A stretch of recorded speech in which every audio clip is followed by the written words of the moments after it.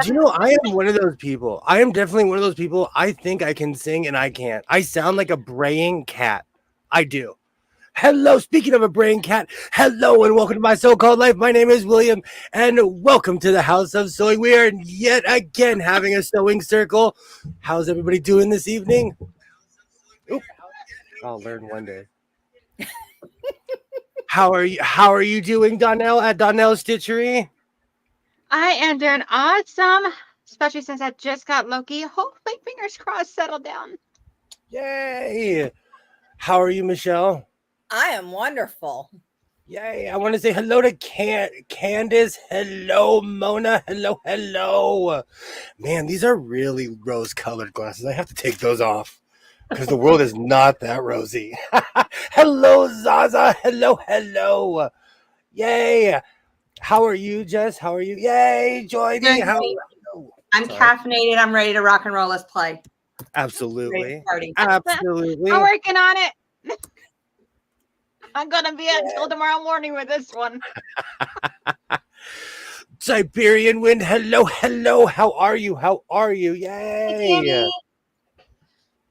I did go. Eventually, I'll get to all the fabric I purchased today. I went to the swap meet. I literally was in Terminator mode. I was like, no, I came here for fabric, no shenanigans. There was a little shenanigans that went on. Did you go without the cowboy hat? I really did. I went incognito to the thrift store. To the swap meet, and no one recognized me. Yay! Hello, Pam. Great to see you. Your fan club didn't show up for you. Everybody should go subscribe to Made by Pam. I met Pam in real life, and she is such a great person. Yay! Hello. I like going to the flea market or, to the swap meet. I'm not even going to lie to you. It's for the junk vendors. It's the people that have all the random stuff because they always have sewing machines. So I was on Facebook Marketplace the other day. There was a touch and sew, and I thought of you. And then I Googled how many touch and sews are in my area, and I'm like, ooh, William would have been. He'd be in heaven. I am the president of the Touch and Sew Preservation Society. I am. Yay! Hello. If I missed you, hello, Katie Krabs. Yay! Anytime, Pam, you're an absolutely inspiring human, and I'm not kidding you. I bring this up all the time, but I have to fix my dryer, and if it wasn't for Pam, I wouldn't even be thinking about fixing it. It's a famous live stream where she fixed a dryer on a live stream and showed us all that we can do it. Oh, wow. Yeah. Still to this day, I talk about it, and it's been a while, and I still talk about it. Not too many people are like that anymore. They're not willing to take things apart and say, like, how can I fix this? I mean, yay. Hello, So Terry. Spend $80 on a part or $800 on a new machine. Yeah. Or $800 on a repairman. Exactly. Where I live, it's unreal. It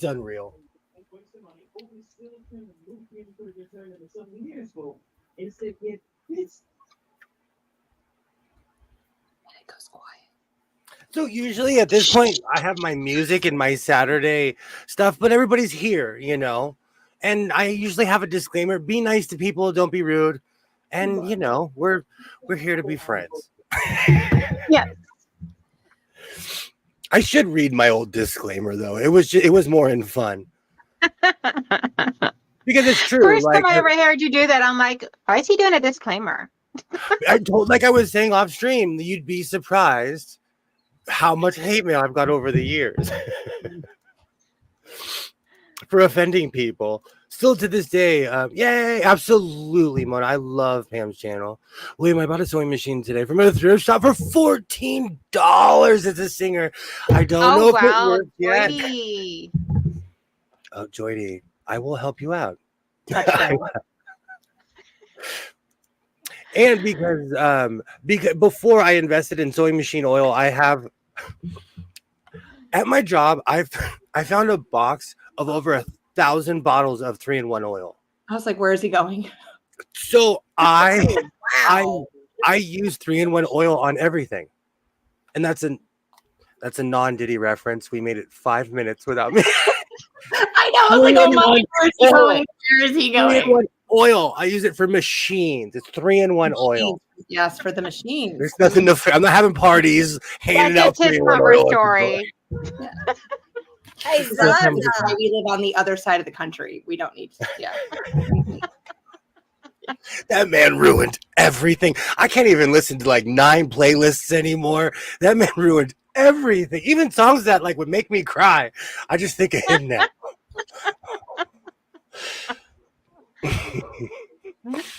It's true. No, it's not Baby Oil, Katie Krabs. See, Diddy ruined everything. That's gonna be a chapter in my book. 3-in-1 That's oil. awesome. It's good. I'm telling you, 3-in-1 oil.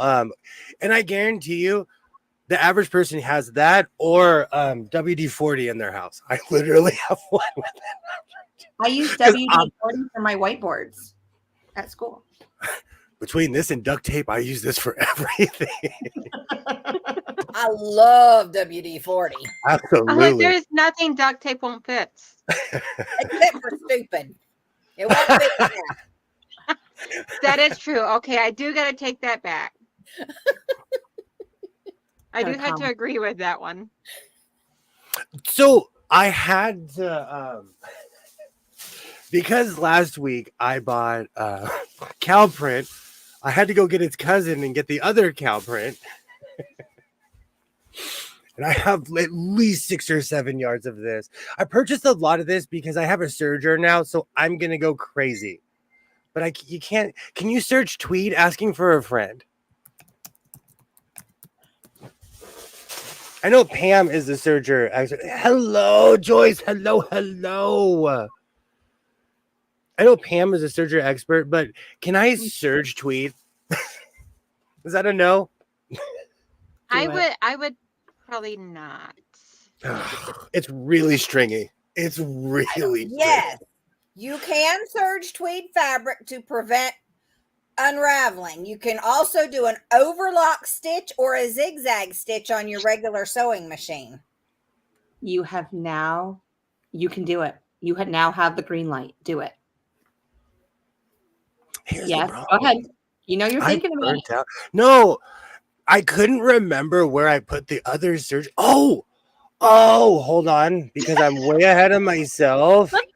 I brought back Serger Station. For anyone who's not familiar with Serger Station, it's right there with my Wayne Gretzky poster.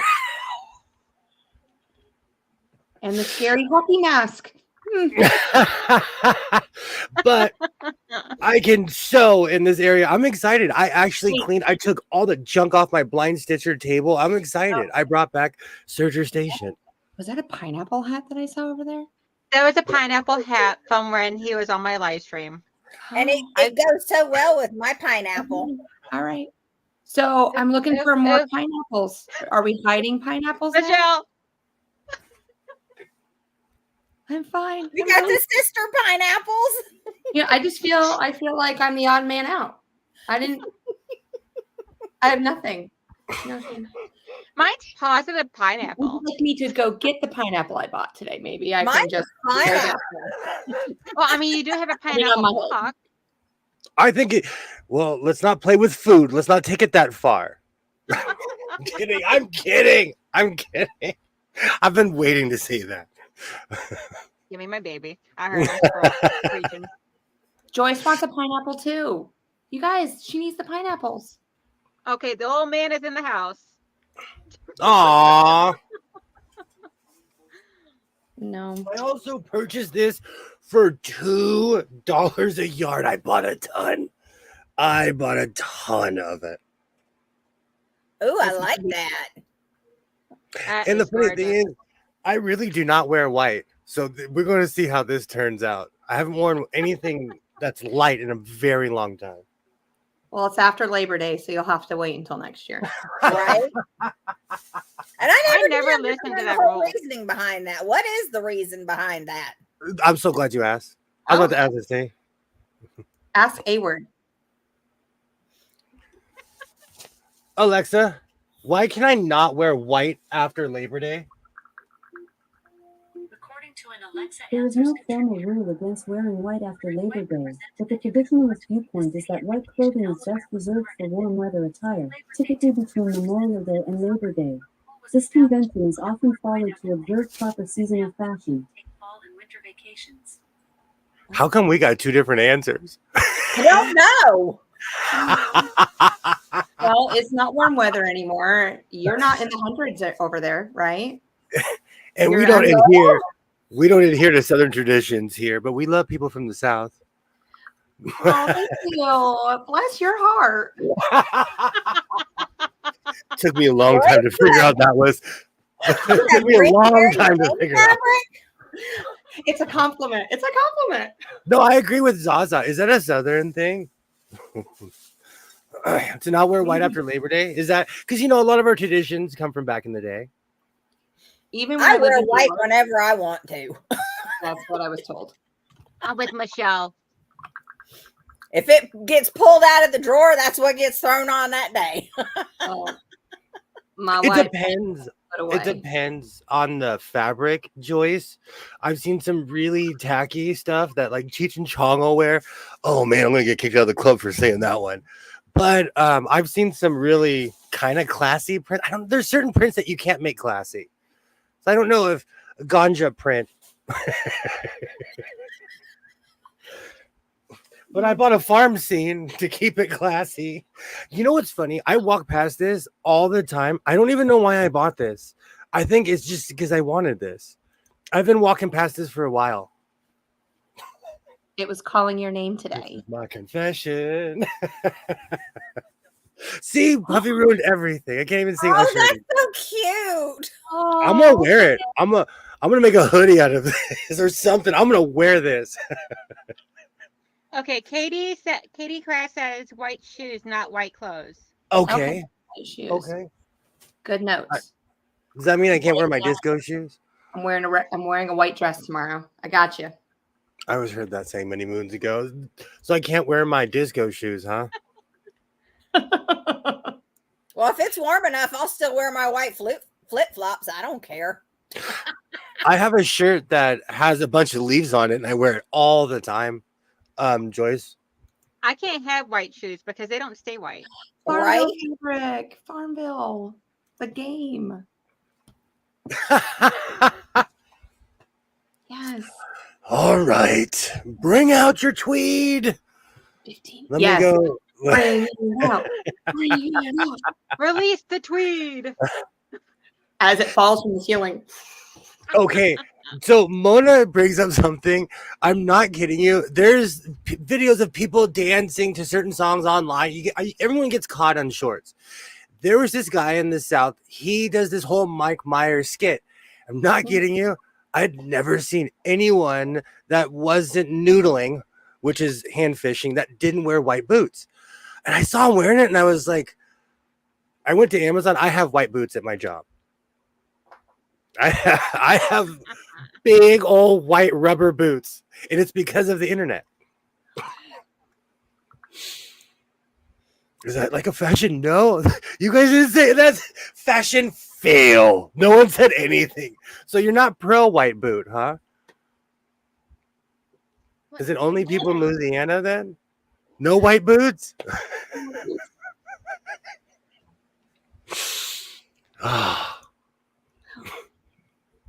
All right. Anyhow. Anything I was wearing is white and soon color. Okay, so anyways, back on the tweet. He knows how to Marco, kill hang on, conversations. Oh man, you gotta work out. Okay. Those Cricket, with cricket, tweed, cricket. with tweed, you gotta work out. This is so heavy. Good grief. Oh. Hey, you could. Never mind. That's like the spats I made. I made fake fur spats, and I got some weird emails. Most people wouldn't even know what spats are. That's the bad part. alone. White boots are called Golden Meadow Nikes in Louisiana. Thank you. Thank you. Maybe it's a Louisiana thing. I watch a lot. I was obsessed with noodling, which is the Oklahoma thing where people literally put their hand in a catfish hole, literally, and pull the catfish out with their hand. So I watch a lot of fishing videos, and it inevitably led me to Louisiana. My Great to oldest see you, daughter, Lone. I used to take her up to Wilson's Creek, and she'd get out in the middle and just stand there and put her hands in the water, just so far apart. And when a fish would swim between her legs and her hands, she'd just pull them out. Hey, Debas. Hey, Deb. Deb, Needless to say, I think noodling is amazing. Yeah, my brothers live in Tennessee and they do it.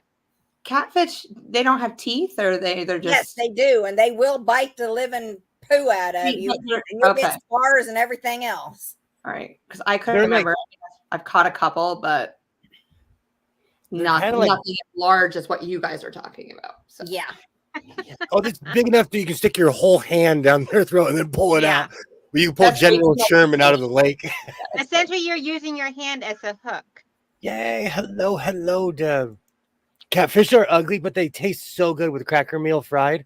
They taste so good. Again, I was raised by someone from the South, so I have no objection to fish, all kinds of things. Yay. Absolutely. So that was absolutely a Simpsons reference.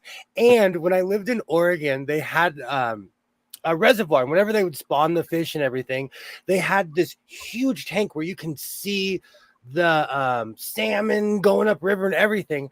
But they had a catfish that was like 70 or 80 years old, and they named it General Sherman after the Simpsons, of course. Mm-hmm. But that thing was ancient.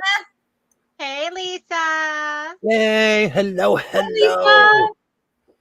Catfish and cheese grits. Yay. Hello. Great to see everybody.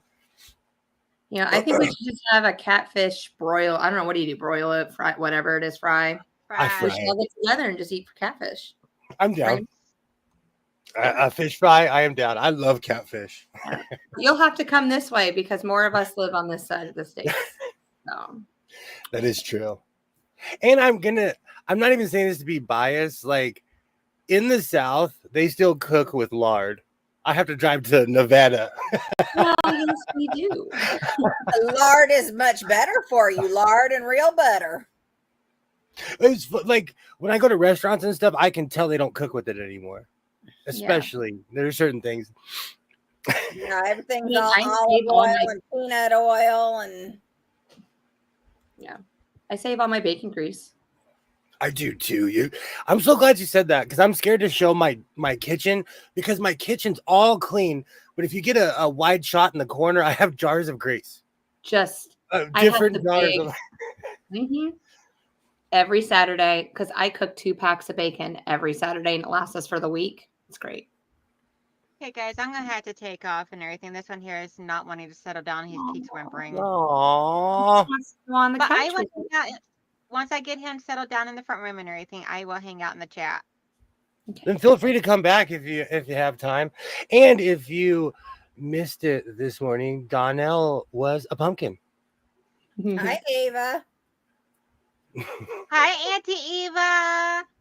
Yay! Hello. I will catch you guys all in a few moments in the chat and everything. I just gotta get him settled down. Yeah. He's over here crying. And I can't keep listening to him cry. I understand. All right. I'll see y'all soon. Bye. I'm having tears. Oh. Yeah. It's tough. I had animals that I totally understand. See, this is why I'm just gonna get a goldfish and name them all the same name. I don't like goldfish. We had them growing up, and they always committed suicide by jumping out of the hole. Like, what the heck? Never So, fish. No. I know that I have completely shut this place down and turned it into a tweed shop. But look, this is conference room realness right here. Yes, it is. So my father-in-law, he probably made that fabric for you. Like he was in the textile business, and yeah. Oh, that's awesome. So the last piece that I have, I think, is like at least 15 or 20 feet long. I'm not kidding you. It is long. you'll make a table runner with it. This I really don't know what to do with. So if you have any ideas, and I might do a fabric haul. We'll see how froggy I'm feeling after my stream. But this is something that at first I thought it was this material. That's why I purchased it. You Well, why could not? do it either way. But then when I turned it around, Yeah, but you either way. trying to expand my horizons, because like I said, I always wore black, and you shouldn't be scared of a floral print. No one should be scared of a floral print, no matter who you are, how you dress. It is pretty though. It is. It pretty. is. This is Partridge Family. This is literally me on the bus with the Partridge Family. Definitely. Oh, good grief. When I saw this, I was like, and I'm not kidding you, I've folded this like 3 or 4 times. This was one drape. Obviously, this thing was at least 15 feet long. I'm not kidding you. I'm excited. Well, get that serger out. Let's do it. Yay. Yay. Hold on, let me catch up with it. Mhm. I do. Actually, I don't know. I've been cutting down my tree, and last time I made a bunch of noise in my backyard, the raccoon went on the roof and it looked at me like, how dare you disturb me? But like, I went in my backyard. I've been chopping down my tree slowly, and I don't know if it's in my shed anymore. I'm gonna have to take the door off and run and see what happens. Our goldfish was 16 years old when it died. That thing thrived on neglect. I'm so curious. Zaza, how big was it? I am so curious. I've seen goldfish the size of actual fish. Hmm. So what's everybody working on? Oh, I'm not just saying like, just in life. Thank you. Thank you very much. I purchased all of this fabric at the San Fernando Valley swap meet. If you're in the San Fernando Valley, Google it. You'll have a great time. But bring your walking shoes. A lot of people show up, and if you don't show up really early, you'll be parking very far away. hmm. Is it like that where you guys live? Is like certain events, there's just a lot of people no matter what? Yeah. Yeah. When we went to the farmer's market today, we had quite a walk. Mm-hmm. Depending on where it is, I'll park far away, just knowing like, okay, I know that when I get back, it's going to be a sea of cars here anyways. Oh, I thought you were going to say I got to get my steps in. That too. I actually have a shirt that says elevators are for wimps. But I'm not that healthy anymore, so I don't want to send that message to people anymore. I'm not that guy. Do you take a little cart with you to like haul all that fabric with you when you buy it? Okay, that's a very good question. I've actually learned to park closer because tweed is heavy. I'm not gonna walk around with it. Let's see if I still no, because I washed my hands, but I still have you can't see it. They put this obnoxious red stamp on the back of your hand. It's like I took a shower and there's still some on there. It like stains your skin. So I got my hand stamped and I go back and forth. And I have this weird route where I do this weird circle where the tweed vendor is always last. Because I know that's, I'm going to want to go home after I carry 50 pounds of tweed back to my car. I was going to say, you need to get like a little cart to pull behind you, or what I call the old lady shopping cart that, has the 2 wheels. Can you see We him oh, go ahead. I said, could you see William on a scooter? I actually have one. I have two actually. I have a red one and a yellow one. I'm not even kidding. I inherited them. It's not like I went out and bought them. Yeah. I have two. Yeah. Oh, that reminds me. Joy? I had my storage unit is just filled with stories. I went to goldfish at a carnival and they lived 10 years. Good grief, so Terry. Mine usually died before. I don't think I've ever had a successful fish in my life. No. Hey, Joy, hello. She wanted me to. I remember those. My church used to have a fair every summer, which they still do. And they always had the tortured goldfish in those bowls. I do, Mona. Actually, I do. I throw it over this one. It's my good shot. But today the material was stretchy and I already naturally bounce. So when I was walking, the material was bouncing. And I felt like an idiot while I was walking to the car. Because I had this 50-pound sack on my back, literally bouncing as I was walking. And you know, people stare. If I had a medical emergency, I would be done. Because people just, that fool carrying bouncing tweed? What is that fool carrying? And like, it's boop, boop. I was Well, at least when you fell backward, you'd have a cushion on to fall onto. Oh, my eyes are watering. This is great. It took us 3 hours to see everything. Wow. Depending on what it is, I plot certain routes. We have a craft fair in my town. It has been there as long as I can remember. I have like, depending on the vendors, I have all different types of routes. A scooter with a trailer.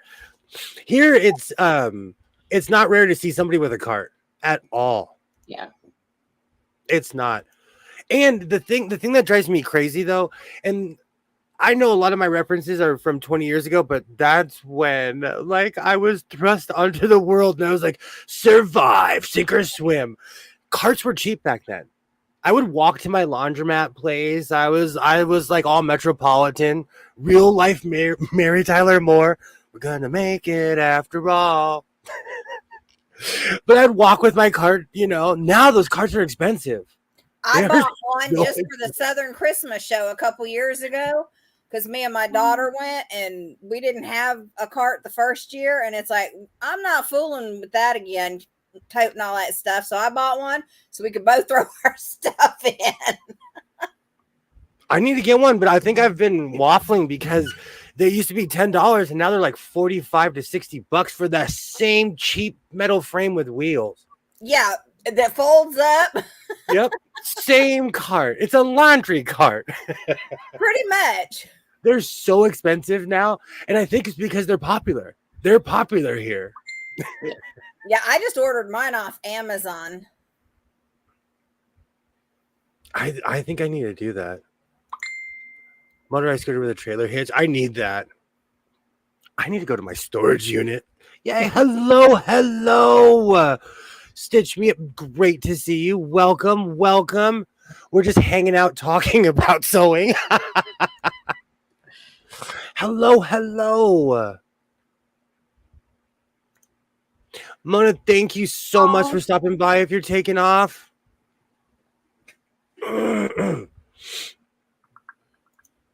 Get a used baby stroller for your bags. People, hey, Candace, I'm not above that. That's actually really good.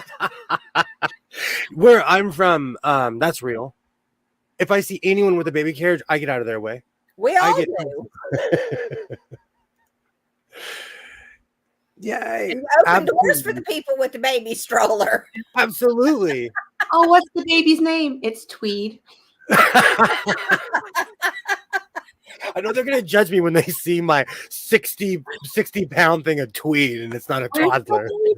Yeah. He just likes being really bundled up. Have a great night, Mona. Thank you so much for stopping by. Night, Mona. It's the tweed, though, because everything else, because today I did everything in reverse because you can't do the same thing over and over, and I do. And it felt really weird. It's strange to me because when you look at yourself, you see yourself. You think of yourself, you see your face. Without my cowboy hat on, people do not recognize me. And it's odd to me. So I had my LA hat on, and people were like, "Can I help you, sir?" And I'm like, "You see me every week. How do you not recognize me?" There's one guy who never gives me a deal, and I swear he thought I was somebody else, and he gave me a deal. Well, now you know what to do. I think the cowboy hat is intimidating too, though. That means you have money. In certain cultures, it means that you're jefe. That means that you're boss, you're in charge, Yes. Well, you are. You're in charge. Absolutely. No one moves out of your way if you're pushing a stroller or a wheelchair. It's a hardcore etiquette thing where I live. Like, you need to get out of people's way. But I will say, I'm not even. It's because of my age. I think people are more and more rude. But I'm not kidding you. I think it's because of my age. I don't think it's because maybe people are more rude. But I grew up in a please and thank you world, and I don't think a lot of people did. So there's that natural clash, Yeah. I mean, it's like now over the last so many years, I find myself literally rushing to a door if it's one of those that you have to pull open or whatever for somebody that's older than me or that's in a wheelchair or has a baby or a bunch of kids or something. It's just a sign of respect. Absolutely. I do it in an extreme overt way because I want my son to copy my actions because he's always with me and he's watching me. Yeah. So I please and thank you for everything, but there are people who don't even know how to react. They literally will not say anything to me, and I'm like, "Oh, were you raised in that barn that I was accused of being raised in?" Lisa, you're not keeping that shopping cart. Shame on you. I grew up in please and thank you. Absolutely. Absolutely. I know. And I said Mr. and Mrs. to everyone, even if they didn't want me to call them by their last name. I was like, no, that's what we do. I still do. Depending on the situation, though. Courtesy isn't taught nowadays. I go out of my way to teach my son that. At least there's one person in the world who will put their shopping cart back. I was in one of my favorite thrift stores today, and they were talking about pet peeves, and it's really strange what people's pet peeves are. But I do look at people sideways when they don't put their cart back in the designated area. Am I wrong for that? Unless you're handicapped in some way. Or really? Or you go somewhere like my local Goodwill, which is a joke. They all the carts, instead of putting them nice and neat, they just shove them over there and they're all willy-nilly, and that just drives me crazy. And I'm like, okay, here's a little OCD. I got to put the carts the way they should be. That's a lot of money, Zaza, for a cart. Yeah. I still say ma'am and sir, but like at my job, even though regardless of my position, I'm still one of the youngest people there. So I am like ma'am and sir and all day long to people. My daughter's teacher commented that my daughter was the only kid in class that always says please and thank you. My youngest daughter has taught all three of her girls, yes ma'am, yes sir, please, thank you. Even up here, like the kids on my bus, they always call me Miss Michelle. I like that. It's just a strange respect. It is. Even I have nieces that are my age, they still call me uncle. It's a weird thing. I don't like it, but it's a weird respect, We're literally the same age. I do too. It's weird to me that people don't. But again, I try not to push my ethics on people because I don't like it when they put theirs on me. True, Candace. I'm feeling you with that one. Oh, give me one quick second. Yeah. And every kid's like that when they're with their parents. It's a whole other ball field. Absolutely. But I have this one. Katie. But I do have this one student where she shocked me. She'll walk up to me. She goes, "Mrs. Wilkie, excuse me. Can I talk to you?" She'll say, "Excuse me." And then she'll ask the question. Every other kid just bulldoze up to me and go, "I don't understand." Right? I was like, "Well, what don't you understand?" But I love her. Cute kid. Cute kid. Yeah, my kids on my bus, they're pretty good. I mean, there's a few that, they get a little loud or you hear the occasional bad word and I just holler language and that usually gets it to stop because I'm at that middle school age where, it's kind of that in between. They're not a little kid, but yet they're not a teenager. So taught middle school for 1 year and that was it. I'm like, I'm going back to elementary. Hello, Green World Quilter. Hello, Katie, Greenland. Green World. I don't know how you do. I'm going to be on her live up next month. Oh, awesome. Awesome. We got a project we're working on. Katie, I'm still trying to pick out the fabric, but I got you. I'm going to be ready. Awesome. Awesome. I straighten up the shelves in the stores. I've been known to front the shelves myself. I do that too. I spent years working retail, so it's nothing to pull something forward. Deb, my pantry needs you. Come on down. Figure out how to organize it, and I'll keep it that way. Just help me out. Because I've worked every job from like Carl's Jr. to working in fancy steakhouses. I don't care if you have a hot dog cart. I'm gonna thank you. I am because you're feeding me, and I know what you went through to do that. Yep, I'm appreciative. Man, there seemed to be dying thing. Yes, I detest rude people. I will. I live in LA, and there was always this era of people being rude, and they really were not. And something's happened recently where everybody, and I wouldn't even call it being rude. They're indifferent, and I don't know if that's worse. Like, I'm not kidding you. I've given someone the Heimlich. I've helped people push their cars. I'm not saying I drive around looking to be a hero, but you have to help your fellow human every once in a while. Absolutely. Good feeling refreshed when sailing left yesterday morning. We got back late this afternoon. I had a great time. Wow, sailing is so much fun. Amazing. Can't wait to hear about it, Katie. The only thing coming home with me is fabric and a featherweight. Wink wink. So yeah, it's on. Stay away from that channel, Lisa. Turn it off. Hold on, let me get on that channel. You guys can say hi to me. I'm telling you, I have not cracked in all of the years of me going to fabric stores, of me shopping. I haven't been I have a budget and I do not go past that. When I went to the Vegas, so yeah, I used my credit card, which I never do. I hate sloppy shells. I always have that intention. Jess, you're only going to spend X amount of money. Don't go over the budget. Oh, no. I can't walk into a fabric store and not. It's hard. I'm like, oh, this new line came out. I forgot all about it. I think a difference comes from being desensitized to life circumstances. Absolutely. I come from a line of people helping people. So maybe I'm speaking from my standpoint because I have a job that helps people. My grandson fronts the store shelves out of boredom. Absolutely.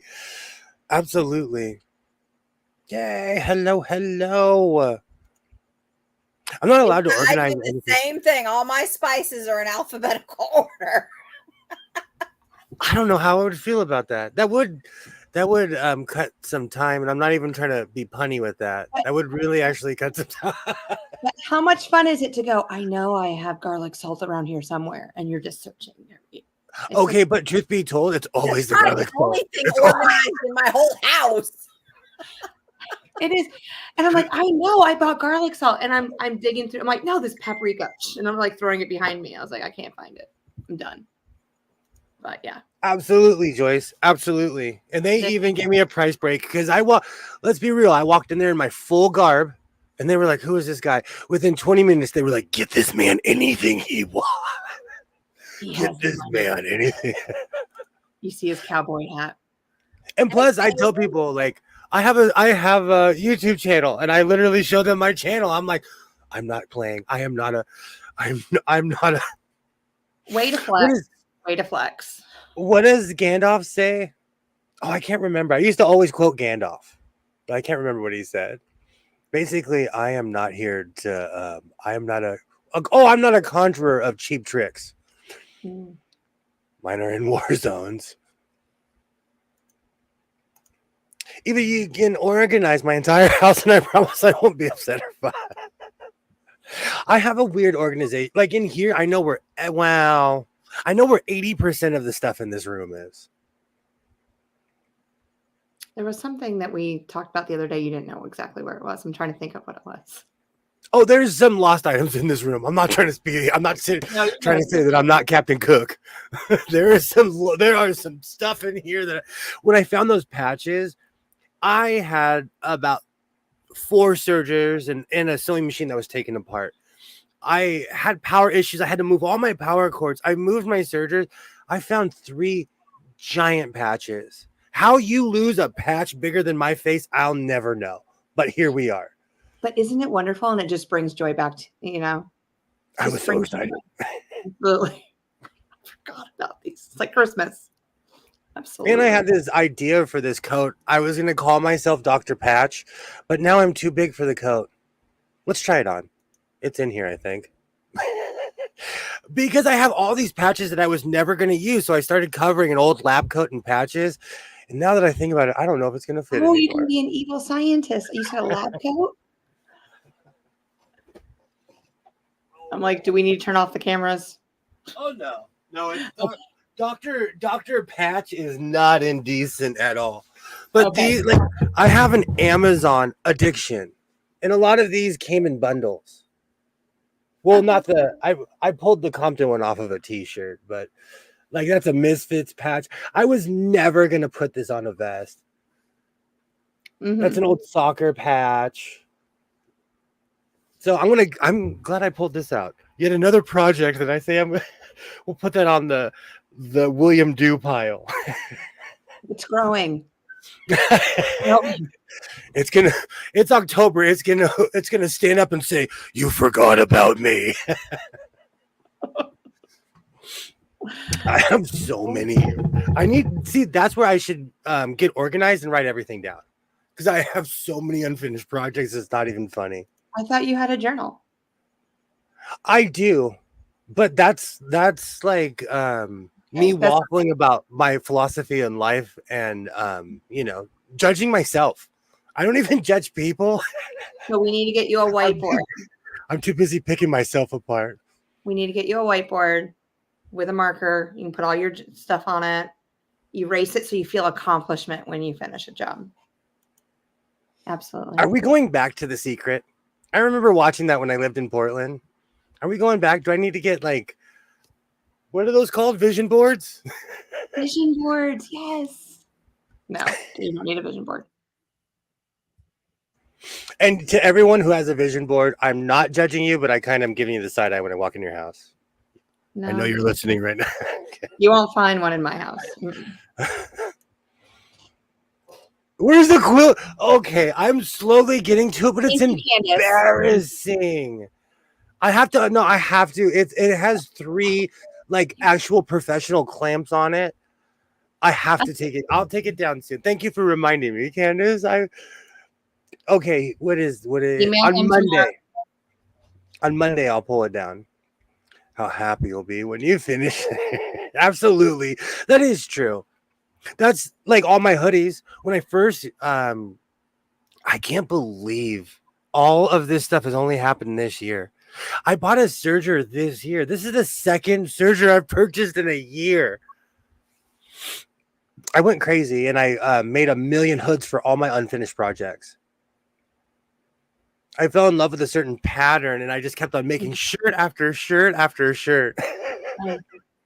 If it fits and it works, do it. Nothing wrong with that. Mm-mm. I love that feeling though, Joyce, when you're moving and you find all kinds of stuff. I love that feeling. I've turned my middle bedroom into a closet, and I'm not even trying. I feel like I have my own Goodwill. I go in there and I'm like, I have my. It's because it's when people say, "Oh, I have a walk-in closet," they have these elegant, just wonderful rooms that are built. It's spacious. Their shoes are all organized. Mine is a room where I'm literally hanging racks where I look like a Tijuana vendor. I have things hung everywhere in there. And I know where all the braces are in my house, so I'm coming with screws. I own this place. I'm coming with screws and putting it in the ceiling. When you ever sell, they're gonna like, what kind of room was this? They're gonna wonder what you was into. It's a That might degree. have come into play somewhere in there. You need a sewing journal. I do. Yeah. I want to remember all the phases I go through because I've made so much stuff just in the past 4 or 5 years, which I have my closet to remind me. That looks like a rejected waiter's jacket, all the patches of places you worked and failed. Yes, Lisa. Yes. I love that. Next time I go to in my local swap meet, I went button crazy. And then I realized I basically looked like I worked at TGI Fridays in 1998. I went button. I love buttons. But then I started putting them on my vest, and I'm like, all right, I'm giving away TGI Friday vibes on this one. When I worked at a fast food restaurant, we got pins for every promotion. My hat was just full of them. You're like a general. Millions trying. We need to bring. I probably have like a CBGBs in here. I have all kinds of weird pins in here. Donnell, he has his glasses. Why are you telling state secrets? I'm doing sweetest death cleaning. I'd love a closet like Carrie from Sex in the City. I would too. I watch people that, I watch a lot of YouTube, and if someone says they have a walk-in closet, I'll click on it. Mine's literally a room with clothes. These people, they have like staging areas. I haven't heard sweetest death cleaning in a very long time. I make lists and forget where they are. Okay, I will say I do make lists. I do. Because I will forget. Like if I have something really important to do that day, I will write everything down. And sometimes, like, I don't know about you, but I get distracted at the grocery store. So I make lists. I was thinking his clothes. Oh, it's the new glasses, MIA. I'll pull it down. You'll see the quilt before you see my glasses. Are they that bad? You know what? It's a shtick now. It's just a shtick. At this point, it's just. Yeah. So I have a question though. Now that we're all gathered here, I worked at TGI Fridays for 2 days. I didn't like tip sharing based on seniority. Starbucks was like that too, and I made a bunch of money, but Starbucks was like that too. They have a weird tip scale, and you still, even as a rookie, you'll walk away with $200-300 a week, but the other people are walking away with like $400 or $500 a week. It's not fair, but there is that weird hierarchy. Now that I believe. So, which ones are less geeky? These? Or these? I like them both. Okay. This is tough. I feel like the first ones age you just a little bit more. I'm okay with showing my age. No, You age know what? more. I've accepted my age. I've chose to But- let the gray just grow. Yeah. But both of them, I mean, they give the same vibes. Blue blockers? Is that the vibe they're giving? It's giving blue blockers, yes. Are we watching Knight Rider in the background? Yes. We're coming up on season 4, and I remember watching this on TV. So we're coming up on season 4 of Knight Rider for anyone who's interested. We've been watching it since the first episode here in the House of Sewing. Hey, DJ! How's it go? Great to see you, Dose. Great to see you. Oh, need a side by side. Well, the problem is, like, I have to wear my glasses when I'm, life in general when I'm driving around. But people notice when I wear the first pair. Yeah, I think that the first pair fit him better. I'm agree. Bam. Yeah, they fit you better. Stevie Wonder vibe. Yes. The beautiful thing is I can be cool and see the chat at the same time. It's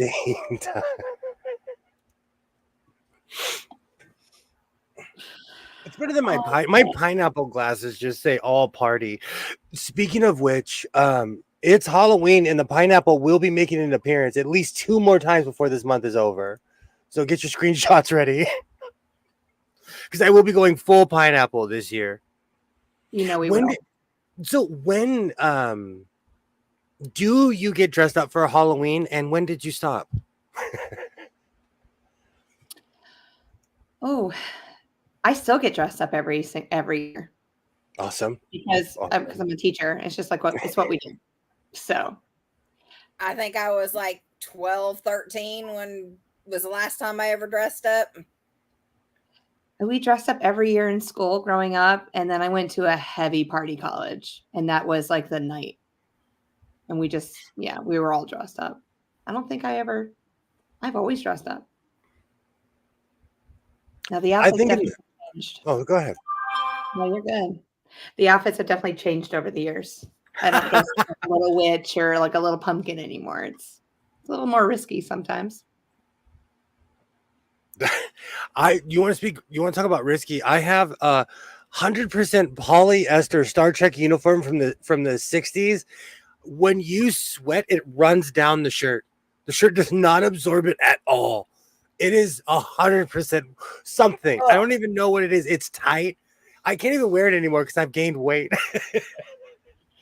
But I wore that. I wore that for like, I think 6 or 7 years in a row on Halloween because it's just a shirt, but I'm instantly Captain Kirk, you know? Yeah.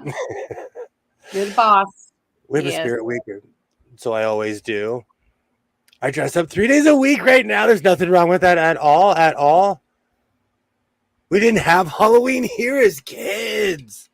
That's right. So you don't know what it's like to walk up to a stranger's house and get candy. That's the point of knocking on the door. Please be there with candy. It sounds bad, but it's like a tradition. Yeah. I mean, I get 600 trick-or-treaters, so I'm gearing up right now. Same. I live near an elementary school. We get bombarded. Yeah. It's a weird thing. It's a generational thing though. It's like every 7 years. You know, there'll be a ton of kids and all of a sudden there isn't any, and then next year there's a few. The one thing I like is that they all come early. So by like 8 o'clock, you know, Halloween's over. No, not here. 9 o'clock, they're still knocking on my door. I was like, what do you do? What do you like? It depends. It depends. I haven't had a late night trick-or-treater in a long time. We had Guy Fawkes and bonfire night with fireworks instead. Wow. He tried to overthrow the government.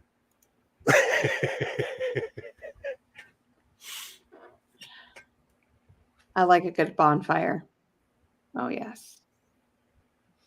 Yeah, I have a feeling there'll be quite a few of them next year when all this wood dries out on this end of the state.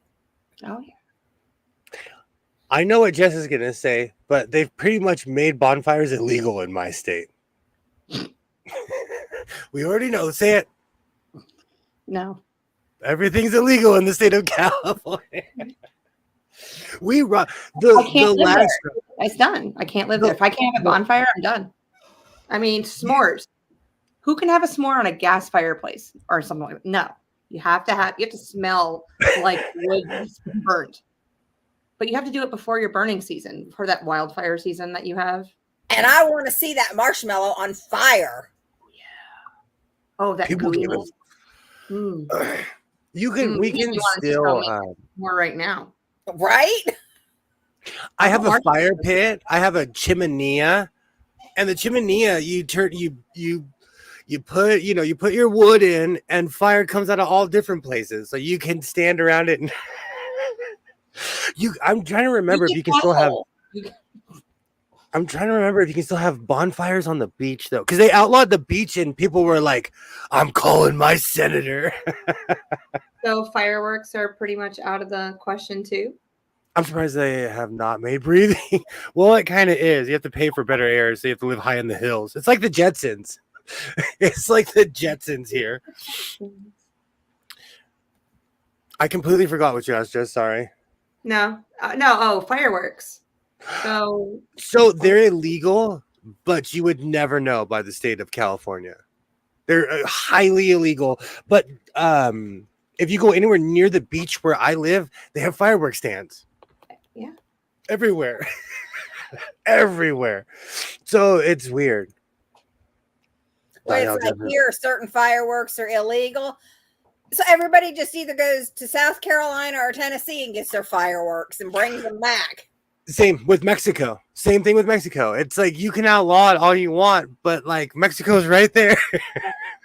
See you in about a half hour. I'll be back. Yeah. And it seems like in the past 5 or 6 years, it's insane how many people have real professional fireworks where I live.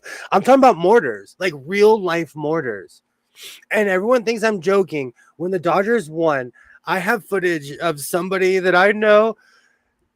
Someone let off a mortar sideways and it went off in front of their house. So their ring caught it. It almost set the neighborhood. To me, the fireworks nowadays are so pathetic. Like in our town, it's like pew, pew, pew. And you see the little starburst things. When I grew up out on the beach, we'd go to the beach and it'd be American flags and different shapes and stuff. And that to me was cool. Not this little, oh, let's set off one now. We got to wait 5 minutes and then we'll set another one off. And I'm like, y'all are lame. And I would ever forget the one that my dad set off out in the road at our house down there in Florida. That thing gave off the most god-awful shrill scream for like 5 minutes, and there's cops driving up and down the road looking to see who set it off. We're all hiding in the house, peeking through the curtains. It's the same thing here, too. It's the same thing here, too. It's the same thing here, too. Disney does do great fireworks. I live near a non-Disney theme park, and they do amazing fireworks. And the whole time, and it's funny because you can go to any high point and get a free fireworks show during the summer. And it's funny how a corporation can set off fireworks, but we're not allowed to. And it's nothing but dry brush out here.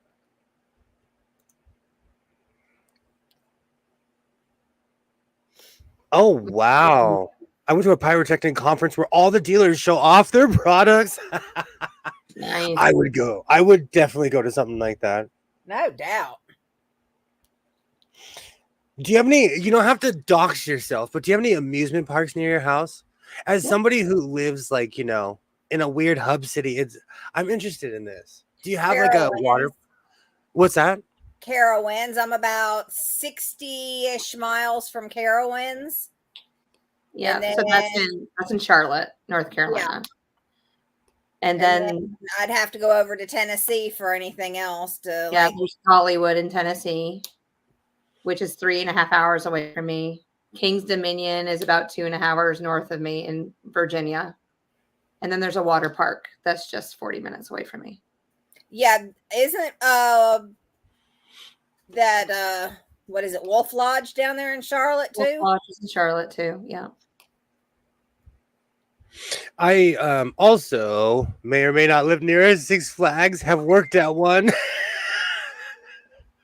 It honestly, Six Flags is the reason why I'm an adrenaline. I love adrenaline rush. Like, reason why I like going fast on bikes and cars, which I don't do anymore since my car accident. But when I was a little kid, I remember waiting to be 5'2" so I could ride Viper, Colossus, and all of these amazing rides. You know. This is why they limit jobs on resumes, because you would fill it right up with everything that you've done. I have, but I always like. That's good. Night, Lisa. Have a great night, Lisa. Thank you so much for stopping Bye, by. Lisa. See you in the Good to see you. morning. Yay. I'll be there, if not just asleep, like in the back watching. It's gonna be 4:00 your time. Are you sure you're gonna be up on a Sunday? I set a timer for everybody. And I will Okay. not be awake. I might be going to bed at that time. As a matter of fact, if I say hello, tell me to go to bed. Okay. All right. Will do. Because that'll mean the Vietnamese coffee kept me up all night. Oh, Well, I'm drinking Cafe Bustelo, which is nothing but pure espresso. So there you go. I was addicted to Nestle instant coffee. I'm not a coffee snob. I saw your face. I see your face. I am not. I had to remember who brought you up. I was addicted to that stuff. And U-Ban. I'm going to show my age. I loved U-Ban coffee. Mm. And I don't think it came from Colombia either. They just said that. It was from Ohio, bro. Processed. my mom thinks I'm crazy because I went from not liking coffee at all as a kid to drinking the strongest coffee I can get. I mean, my coffee needs to walk. Same. And honestly, that Vietnamese coffee pot has changed my life. I have got so much done. It's not even. No, it's so strong that he needs 4 cups of sugar inside of it. Go ahead, tell them. Right. How much I'm sugar. not gonna sit up here and pretend like I don't have a sugar problem, okay? I do. Well, we can tell I do. We need to have an intervention. He Oh, needs so much sugar. So much. 10-pound bag of sugar he buys. I do. I fly through a 10-pound bag of sugar. It's because drink coffee, I make lemonade, and I mix it in with everything. Yeah. And see, I'm the opposite. I'll buy like the 25-pound bag and I'll put it in that container. And it takes me probably a year to go through all that sugar. I'm a sugar hound. And yes, those it is bubble gum. I love Vietnamese coffee. It grabs me. All right. Do you put sweetened condensed milk inside of it? I Have you tried that yet? no, I I recommend use doing a that to you. creamer. No, I use you- creamer. I have You made my sugar. creamer using it. Sweetened condensed milk. Just put a little bit in until you figure out your little special recipe. You'll thank me later. My problem is somebody I've been drinking the poor man's latte since I was a little kid. It's just a gang of sugar, some sort of cream and coffee. Bam, it's poor man's latte. I've been drinking that since I was a little kid. A friend of mine, because I went through this really bougie phase where I was drinking iced coffee at Starbucks, and my friend was like, he was like, you're doing all these steps just to make a poor man's latte. And I was like, I'm stealing that. I like that. That's what I drink. I drink the poor, I do, and I love it. It has me running in circles at work. They need you to run in circles. Yes. I'm the only guy who knows how half the stuff works. I swear, if I taught somebody else my skills, they'd fire me. I'm kidding. My dad loved instant coffee. Said percolator gave him heartburn. I think it's another bias thing. Like I grew up eating anchovies. People don't like anchovies. Oh, I love anchovies. them. I got you. But my grandpa had a gas stove and he'd put the percolator on every morning. Oh, I miss my grandpa. When I was Aw. without power for those 5 days, believe me, my percolator come out because I had the old Corel that had been recalled, and I put that sucker on that stove, and I was making coffee every morning for me and the neighbor. I'm gonna go in my backyard and do some cowboy stuff. Make some coffee at 10 o'clock at night. Cowboy coffee, that's some good stuff. Oh, we missed you too, Dolls. We missed you too. I just really needed to order Vietnamese. That stuff is. I'm Where as have a you been? as a coffee, as someone who drinks coffee all the time. That stuff. I'm telling you, I thought that I was desensitized to coffee. I thought I had finally reached that peak where I was like, "Wow, I'm immune to coffee." Nope. Just needed to slow roast it. I know I sat there watching that percolator, and it's like, you're not dark enough yet. Yeah. You're not dark enough yet. Coffee made with milk was a big treat as a kid. I'm a born asthmatic, and somebody told my parents that if you give an asthmatic coffee, then it'll help their lungs. All they did was give me a lifelong addiction. Wow. I've been drinking coffee, I'm not kidding you, as long as I can remember. I'm not kidding you. You know those little Tupperware cups that you got when we were little? Oh, yeah. Like little sippy cups. My dad would fill 3/4 of it with milk, a little bit of sugar, and put the rest in coffee. And we used to watch Saturday morning cartoons together because I needed my coffee with my daddy.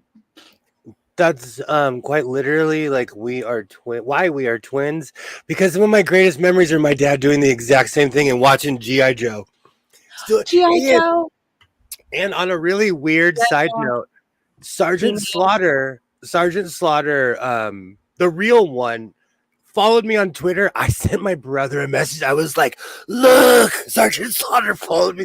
We geeked out because the real Sergeant Slaughter followed me on Twitter. We were like, I tripped out. I remember watching him as a kid. He'd come out and be like, all right, kiddos, today. Sergeant Slaughter was no joke. I didn't drink coffee that much, but I got a drink subscription at my local gas station. I've been drinking coffee every day.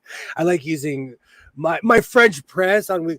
I love my French press. I've never done the French press. Never done the French press. It's really good. Okay, it's good. It's a bigger version of the Vietnamese press. Okay, so you taste the coffee. That's not what I want. That's the reason why I drink it. I want to taste it. Absolutely. I'm weird. I want to taste the sugar, the coffee, and the creamer at the same time. Well, it all depends on creamer. Are you drinking hazelnut creamer today?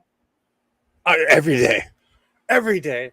I thought I could go back to French vanilla. I thought I could go back to French vanilla in a pinch. I put some French vanilla in my coffee. I was like, what is this swill? What is this nasty swill? Because I've been drinking hazelnut for 10 years, 15 years, something crazy. Just every day the same, Well, y'all saw how much amazing organic half and half I threw in mine. It was literally just a splash. And my granny had Italian friends, and they would give me and my sister espresso to get us to sing. Hey, you give me espresso? You see all that dancing I do on my shorts? That's like after about 4 or 5 coffees and some shots. And we're talking about espresso. We're still talking about coffee. You do? What?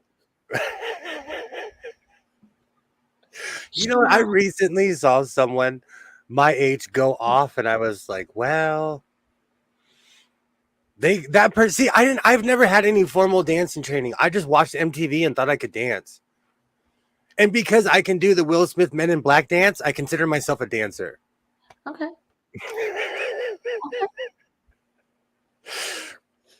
We're not ready for Dancing with the Stars yet, but we're good. Well, I know the old school. Like, I know how to waltz. I know all the old school stuff. You know, That's but wonderful. I went to Cotillion. I know where the proper fork goes. Turkish coffee is no joke either. 5W30. It's only called a French press in America. Everywhere else it's called. Oh my gosh, we do name everything. It's so sad. We do. And why do we call it? Giving us back into reality. Yes. Why do we call everything French too? Because I want to tell you, I live for French fries. I'm a French fry hound. I eat chili fries at least once a week. So, where are the best fast food French fries? That's the question. So French fries, as Professor French fry, French fries only have a 7-minute window when they're cooked. Yes, you are correct. Keep going. So therefore, the best fries, I have to say it, and I don't care what they put it in. I don't care. At this point in my life, I don't care what they put in them. It's McDonald's still to this very day. To this very, I don't, and I think, and I'm going to tell you why. Out of everything I've had my entire life, everything changes. Everything tastes different. McDonald's fries still taste the exact same from the first time I ate them as a child. And they're made fresh, and they don't sit around like everywhere else to get soggy and gross. The one by my house, I think, but I live in the land of Karens, so you can't mess around where I live. Someone's gonna be like, I want fresh fries. They don't play where I live. Like someone will walk hands on hips. Excuse me. Those anywhere you go, those fries are 6 minutes old. I need some fresh. I know it takes 3.5 minutes to cook them. Anywhere you go, if you want fresh fries, tell them you want it unsalted, and then you go and put your own salt on it because they have to make a fresh batch right then and there. I do that with whenever I get fast food in certain places, I'll add or take away something because I know they have to make it fresh. Absolutely. Almost on every order, I'm like, add this or. McDonald's fries only have 3 ingredients here: potatoes, salt, and oil. In America, they have like 7 or 8. Yeah. No, it's the Idaho potato. You don't remember 17 years of experience right here. Oh, that company. Professor Fry will shut his fry mouth. You are Mayor McDuff. No, I want to be Mayor McCheese. Mayor McCheese is what I mean. Mayor McCheese. You are Mayor McCheese. Oh, I'm gonna wear that with pride. That's the name of my next punk band. Is Mayor McCheese. Patent pending. Patent pending. Oh, I love that. It's French toast. Those. You know, when I'm bored, I make French toast. When I'm bored, because I have just tons of syrup in my house. I'm making waffles in the morning. Oh, I have so many questions. Do you know what's so funny? You can judge me on this. I went to the Paris buffet in Las Vegas and they had French toast. Does that make it French? Now, do you like your French toast with like fruit and whipped cream and all that stuff, or just? No, powdered sugar and syrup. When I was younger, I loved a good Rudy Tooty Fresh and Fruity. But now that I'm older, I think it's because I had too many. I think it's because I had too many. I need a black screen. I'm done. You know what else is good, William, on French toast? Regular sugar and milk, believe it or not. I'll try that. I really feel that we lived identical lives. We really did. We really did. Because when I left prom, we went to IHOP, and I mean, that was my thing. I was just like, Fruity Tooty Fresh and Fruity. Like, give me the strawberries. Like, I want years. Same for years. I ordered that for like, I don't even want to admit how many years I ordered the Rudy Tooty Fresh and Fruity. You're bringing back so many memories. Good times. Yes. French toast is French toast everywhere. Okay, thank you. Zaza is putting us all in our place.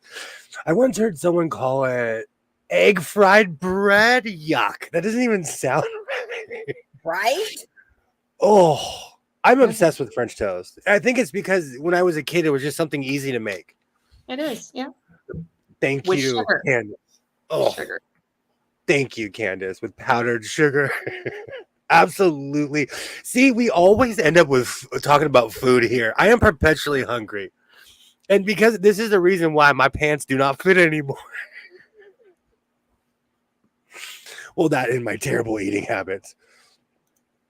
He's Sugar patching and them. He's stretching them out. cinnamon sugar. Oh. Okay. So who grew up with cinnamon toast? I did. I was obsessed with that as a kid. I thought my parents invented something. I'm like, you guys are so smart. This is so good. Do you like English muffins? They're I literally have some in my house right now. Nooks and Cinnamon crannies. sugar. Instead of the cinnamon sugar toast, English muffin with lots of butter. I'm gonna try that. You I am please. not above anything. I will try that. I make McMuffins. I'm Eddie Murphy's mom. My son's like, I want this and this. I'm like, we have it at the house. I'll make it for you right now. You want McDonald's? I got bread. I got a burger. We'll make it right now. You're the MacGyver of the Right. food world. I don't play. Also fast food, like fast food is so expensive here. I'm not kidding you. An 8-piece at Popeyes is $38 in Well, you Southern gotta pay for the California. labor. Good gravy.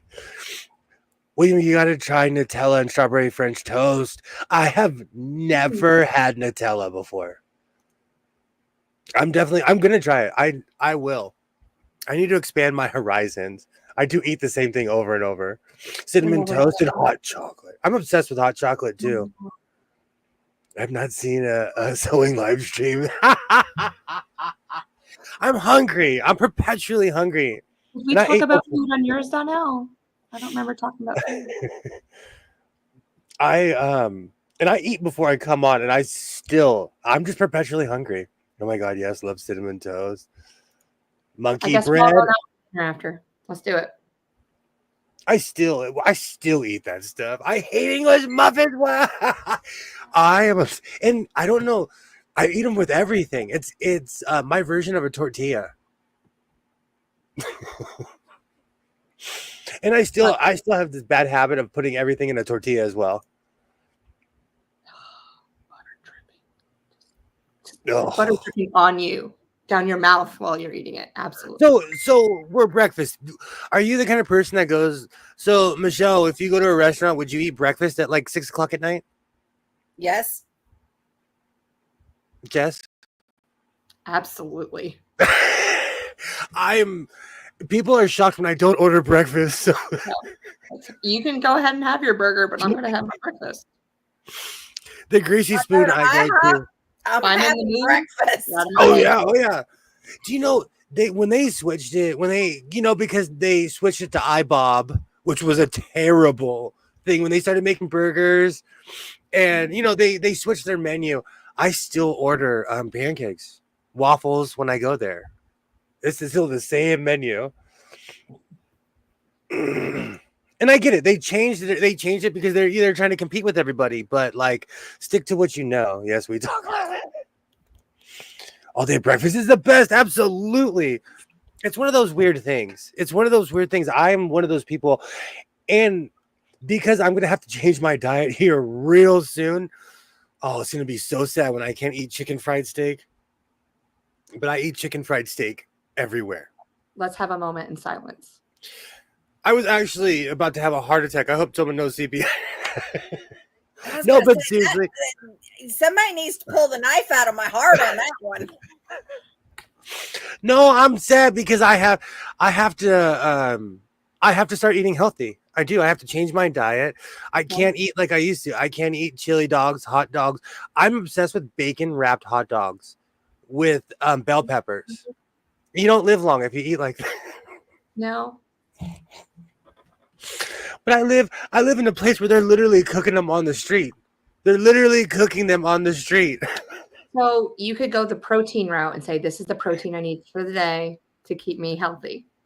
Just that could be your brain block for that. The problem is I drive past the vendor at like 10 o'clock and then I drive past him again right before I pick up my kid. So I mean, William, you didn't come by the second time? There's been a taco truck up at the convenience store last couple afternoons when I've driven by, and I never did make it over there. You know, if you want another Simpsons reference, I think that guy follows me around because I have put his kids through college. I'm not kidding you. And there was this weird ice cream truck guy. He because I'd give my son anything and everything he wanted back in the day. So when the ice cream truck came, I'd be like, I'm hungry too, kid. Let's go. And I swear he would come to the park and I'm like, sir, you are following us. And you are costing me money now. Sir, I might have to get a restraining order against the He's memorized the ice cream man. Yes. Well, when they know where I you don't live. trust the ice cream man that I've seen running around this town. He just looks a little shady and the truck is nasty. And it's like, yeah, no. Our ice cream trucks nowadays, they make nachos. They'll hook you up. They will hook you up. Oh, yeah. Or you get like the hipster people that like they think they're like they're a food truck, but ice cream trucks are different. It's a whole different breed. Because a food truck just pulls up, people go to it. An ice cream truck, you gotta put in work. You hear that ringing going off and that music, you run into it. That's what I gotta say. I have never been to a Cracker Barrel. I've seen them. I know they exist. I've seen videos of people walking in there. But I've never been to one. And Chick-fil-A. And like I always say, it's not even anything political. It's just that it's not on my side of town. And they don't have a Chick-fil-A in LA. It's more on the outskirts of Los Angeles is where they are. Sloppy Joe's is one of my favorite. I still eat like that. A hamburger with see, this is the reason why I have to stop eating. I'm sad because I have to change my diet. I have to change my diet. What should I just start chewing on celery? Get a carrot? No. We'll talk after. But okay, hamburger. It's called what is it called again? I got it at Myrtle Beach, but you put peanut butter on it. Peanut butter is the sauce. It is amazing. I'm not against it. Onions, mushrooms on a burger. I went through a phase where I was obsessed with Thai peanut butter vinaigrette sauce or whatever. Yes, for the spring rolls and yes. Oh, it's the best. Yes, absolutely. Do you add peanuts to it to give it a little crunch, or do you keep it smooth? I got so bad during COVID, I made my own. So I would make it crunchy. I would make it crunchy. What are sloppy joes? Would anybody like to field that? That's an American staple. It is basically ground beef in like a tomato-based sauce that's got different spices and stuff, and then you put it on a hamburger bun and eat it, and it's messy as all get out and oh so good. And I'm craving one now. Right? As long as not a manwich one. Like you need a homemade. Yes, homemade is best. Not manwich, not the sloppy Joe mix in a can. That stuff is gross. I'm not. Well, now, okay, I can't say that because I now know she watches my channel. I didn't eat Hamburger Helper or any of that stuff until I was almost in my 30s. That's what my husband eats when I go on vacation and he's home alone. And I told him one day, because I was home and he was wanting it, and I'm like, okay, I'll make some. Well, I made everything from scratch. You know, I had the noodles, I had the spices and all this stuff. He's like, you can do that? It's like eating goulash. I mean, it's pretty much the same. Yeah. I mean, I made ketchup one day. He's like, you can make that? Somebody doesn't or does like goulash. Do you know, my ex-wife's mom was one of the greatest cooks ever. She could make anything taste good. She would make a pot pie, but she'd make a whole pan and then she'd put Pillsbury muffins on top. Yes. Oh my gosh, it was the Oh, yeah. greatest. She was the greatest cook. And she, in a lot of ways, she taught me how to cook because I watched her. And she was such an amazing cook. Oh, I'm craving things that the way I cook steak is how she taught me how to cook steak. Ice cream trucks are creepy. They are. And one day I'll share a picture. Near my dispensary is where they park a bunch of the LA ice cream trucks. They're all hand painted. They look weird. It's like a scene out of a movie every time I drive by, and it's just all these trucks sitting there. I agree. But do you think that's more of a condition of like they play creepy music, so we attribute something to it? Well, I always have nightmares with that music. I seriously do. And because I think there's going to be like a creepy clown in driving the ice cream truck, you know. So you're not pro clown? No, I like clowns. Clowns are good. What about those weird 1980s clowns with the bowlers and the... When I was a kid, they had those realistic clowns. They scared me. I was never scared of them. I was scared of Chuck E. Cheese. The thought of a 6-foot rat still to this day makes me want to jump behind my couch. I was up in my head as a kid. Man in a costume. I had an active imagination as a child. Oh, sloppy joes are amazing. Is the clown I think it. You know what's really funny? Is it the original version? What's it? Tim Curry? Is that Tim Curry? Scared me. That it did.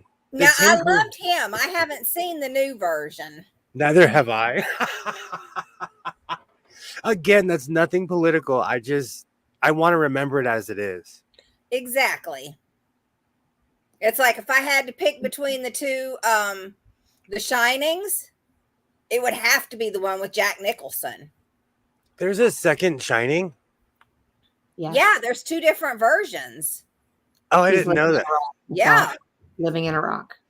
I do. That I obsessively listen to Footloose, and I just discovered this year that there was another movie of Footloose. I'm offended. I've had this conversation on my channel a bunch of times. I haven't seen the new Night Court. I haven't seen the new Magnum PI. I haven't seen MacGyver. That's offensive to me. You redid MacGyver. MacGyver was my guy. I didn't know they redid MacGyver.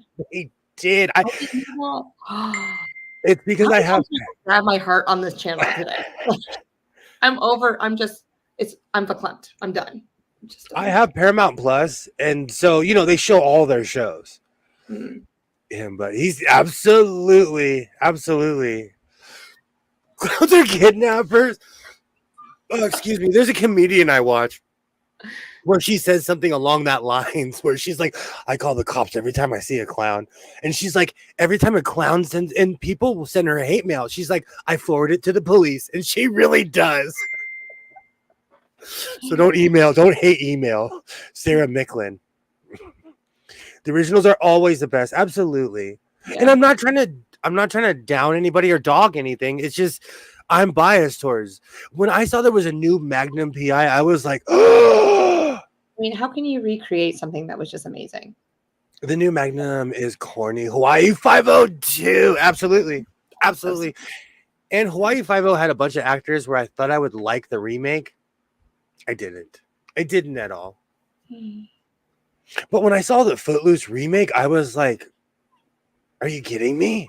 I didn't even know it was real. And I'm sitting here and I'm like, is this real? And it is. And again, I'm not trying to dog a generation. I'm not trying to I'm an old fuddy-duddy. I'm stuck in my ways.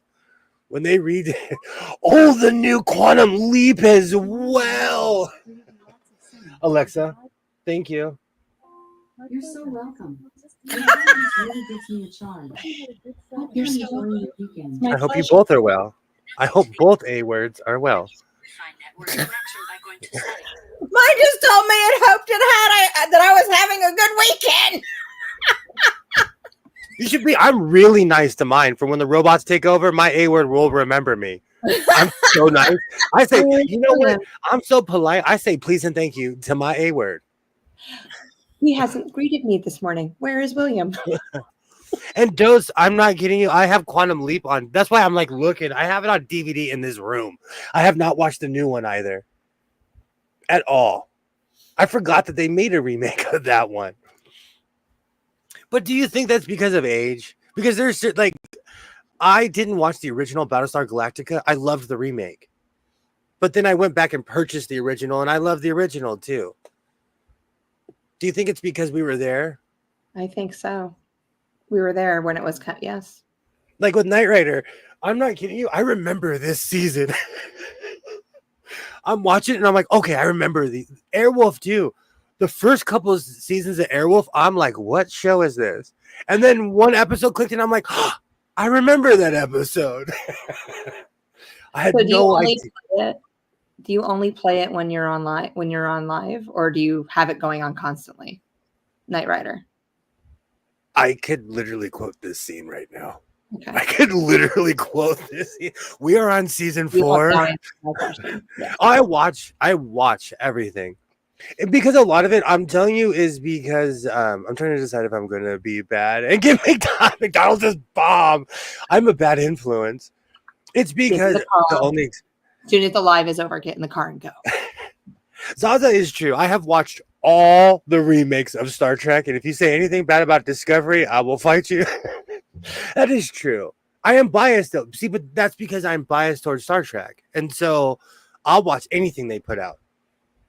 And some of those shows, you know, people hate them. I love them. Do you say "excuse me" to her as you pass by? If I bump into her, I say "excuse me," and I literally will say a word, "excuse me." This one always gets me. Alexa, I love you. That's so nice of you to say. I've just been friend zoned by a robot. Yes. Again. That's 2 of them. That's the Han Solo where Leia was like, I love you. And Han Solo was like, I know you do. I know. That's like my answer. That's what I say a lot. Like, oh, that's wonderful. Anywho. I forgot it. I forgot about this. Kathy Bates is the new Matlock. I forgot about that. I think a new Knight Rider would be good in today's technology. But okay, I think about this all the time. We all have Knight Rider now. We all have Kit. I talk to my phone while I'm driving. Mm-hmm. You know, I could hit certain buttons and instantly, like on my steering wheel, I'm flying through the channels, you know, listening to certain things. As he's driving around. The way Californians drive, we would be in jail anywhere else because we tailgate. We do on purpose. And if you have anxiety and you're not from LA, do not drive in LA. I like the new Madlock with Kathy Bates. I haven't watched an episode yet. I need to. I have all these like services. I don't watch any of this. I haven't watched it yet, Dose, but seen a preview tonight. Dose, the new Equalizer. A word. I'm cracking up. So we have a big. We do. Oh, I say a word because I don't want to set it off. I already know it's listening because it tries to sell me the stuff I talk about during my streams. It's so I found a sad. pineapple for you on Amazon. The worst was I kept on saying like, oh, we're getting hosed. I need a towel. We're getting hosed. I go on my YouTube and they're trying to sell me terry cloth towels. They're trying to sell me like all these towels. I'm like, stupid phone is listening. Like it really is listening. I was just yelling at my TV because we were losing. I just posted a pic over the community tab of a teaser Northern Light pics from my excursion away from civilization. Amazing, Katie. Amazing. Yes, I like Queen Latifah. I haven't seen that either. I need to get on all these shows because Paramount Plus actually has all these new shows. I have not watched one of them. Do you know what? Is it Katie? Yeah. Whenever I go to Vegas and I drive at night, I pull over because I'm from an area of nothing but land pollution, of light pollution, well, and land pollution. So when I get out in the middle of the desert, I pull over and look up, and it's the strangest thing to me to be able to see the Milky Way. I know that's nothing to people who live out in the country. I need to send you a star map. When I broke up with my ex-wife, like a sad sack, I sat on the side of my house for 2 years with a telescope. At least on this side, I can name every star in the sky. Oh, wonderful. At least from California. Well, actually, anywhere like on this side. Northern Hemisphere. I think you can cover the Northern Hemisphere. If I was in the ocean, I could find my way home. I'll tell you that much. Cassiopeia and just start heading south. She's a W in the sky. That's me. That's what I tell people. I go, I'm Queen Cassiopeia. And other times of the year, it's an M, depending on where we are. She's upside down. Absolutely. If you're a meow, oh, are you serious? Alexa, meow. Okay, here's box of cats. Welcome. Cats love to come visit your box. Here's another one now. Cats are waiting for you to say meow. Alexa, thank you. The cats will leave if you don't Happy say to help. meow. Hope you're enjoying your weekend. Meow. My room. Oh, Lord, I don't know how to turn it off. Alexa, stop. When you return, say open the box of cats. That worked. You can't. I'm so mad because a long time ago, there's this thing where you can key it to your voice. Let me tell you, that doesn't work. It does not work. Okay, is it me or has this? Oh, it can't be played in the back. Have this can't be played on a black screen. I have Footloose stuck in my head. I need professional help. This is All right. rah Rasputin all over again. Somebody needs to come up with a song and we'll sing it. Let's do it. I love when the A word tells me that I may be running low on something like snacks. Do you know today it told me because I buy everything. I never have anything in the cart. And today it was like, oh, you have so and so in your cart. And I'm like, don't be nosy. Don't be so, but I never have anything in my cart. So I didn't know it reminds you. Yeah, mine asked me today if I needed to reorder some chips because I might be running low on them. And I'm like, I've been out of them for ages.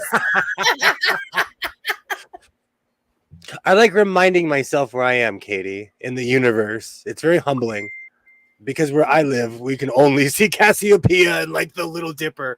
Aww. So you can't see the summer triangle? You can.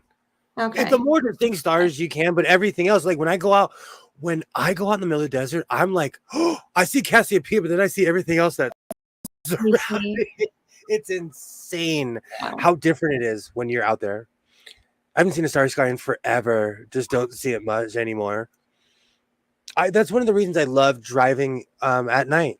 As long as you don't go near Edwards Air Force Base, all of it's unincorporated land, and you can. So basically, if you're driving towards Vegas from Los Angeles, don't go on the right side of the road. If you're heading towards Vegas, just go on the left side of the road. You'll be fine. Everything else is an Air Force Base, and you will be met by MPs. Good to know. My Alexa said, "You're so welcome. My kindness really gives her a charge." She does say that. She does make some assumptions. Absolutely. I got Google there. Pretty straightforward and boring. I hate Google. I do that every once in a while. Mm-hmm. That was on the screen. I had to go, oh, okay. YouTube has so many difficulties. That happens to me too. Or I always fall behind because like I'll get distracted by something and I'll click on a short or something. And then all of a sudden I'm, 30 seconds behind the live. Where we live, there is no technology. Oh, wow. No cell phones, no phones. Oh, well, the boat was an emergency sat phone. I couldn't imagine that. I couldn't, I couldn't imagine. I've lived in a place like that. I lived in a place called Sandy, Oregon, but it was still like a lot of people concentrated in one small area, even though it was out in the woods. That's one thing I miss is going out to throw out my trash and seeing like 1,000 eyes out because all the deer, because they are so not scared of us. No, they're not. Do you have that where you live? It's so built up. Even I live on the outskirts. We have coyotes, we have everything, but we really don't have deer anymore. No, a deer hit my car the other day. Damn it. Was it bad? Was it damage? Was it a lot of damage? No. It hit just right behind my passenger wheel well area, like right before my door. It just that there's like this little 6-inch spot. My daughter was on the passenger side in the front, and she just starts crying, and I'm like, I didn't hear a thump, so I know I didn't run over it. We just knocked it and gave it a little head cold. That's what I told her.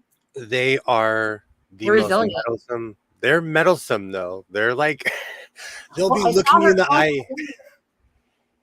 She crossed the road, saw her little friend, and so I slowed down because I was going 60, and I slowed down right to 20, and then also she just came right back. I was like, "You're stupid."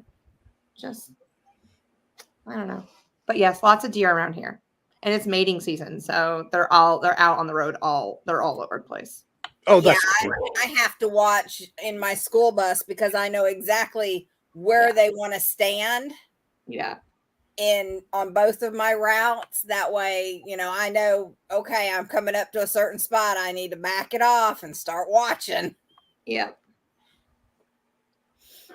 I would hit one. I'm not used to it. I'm such a fast driver. It would be like, oh, just oh, there's a deer. I'm not going to slow down.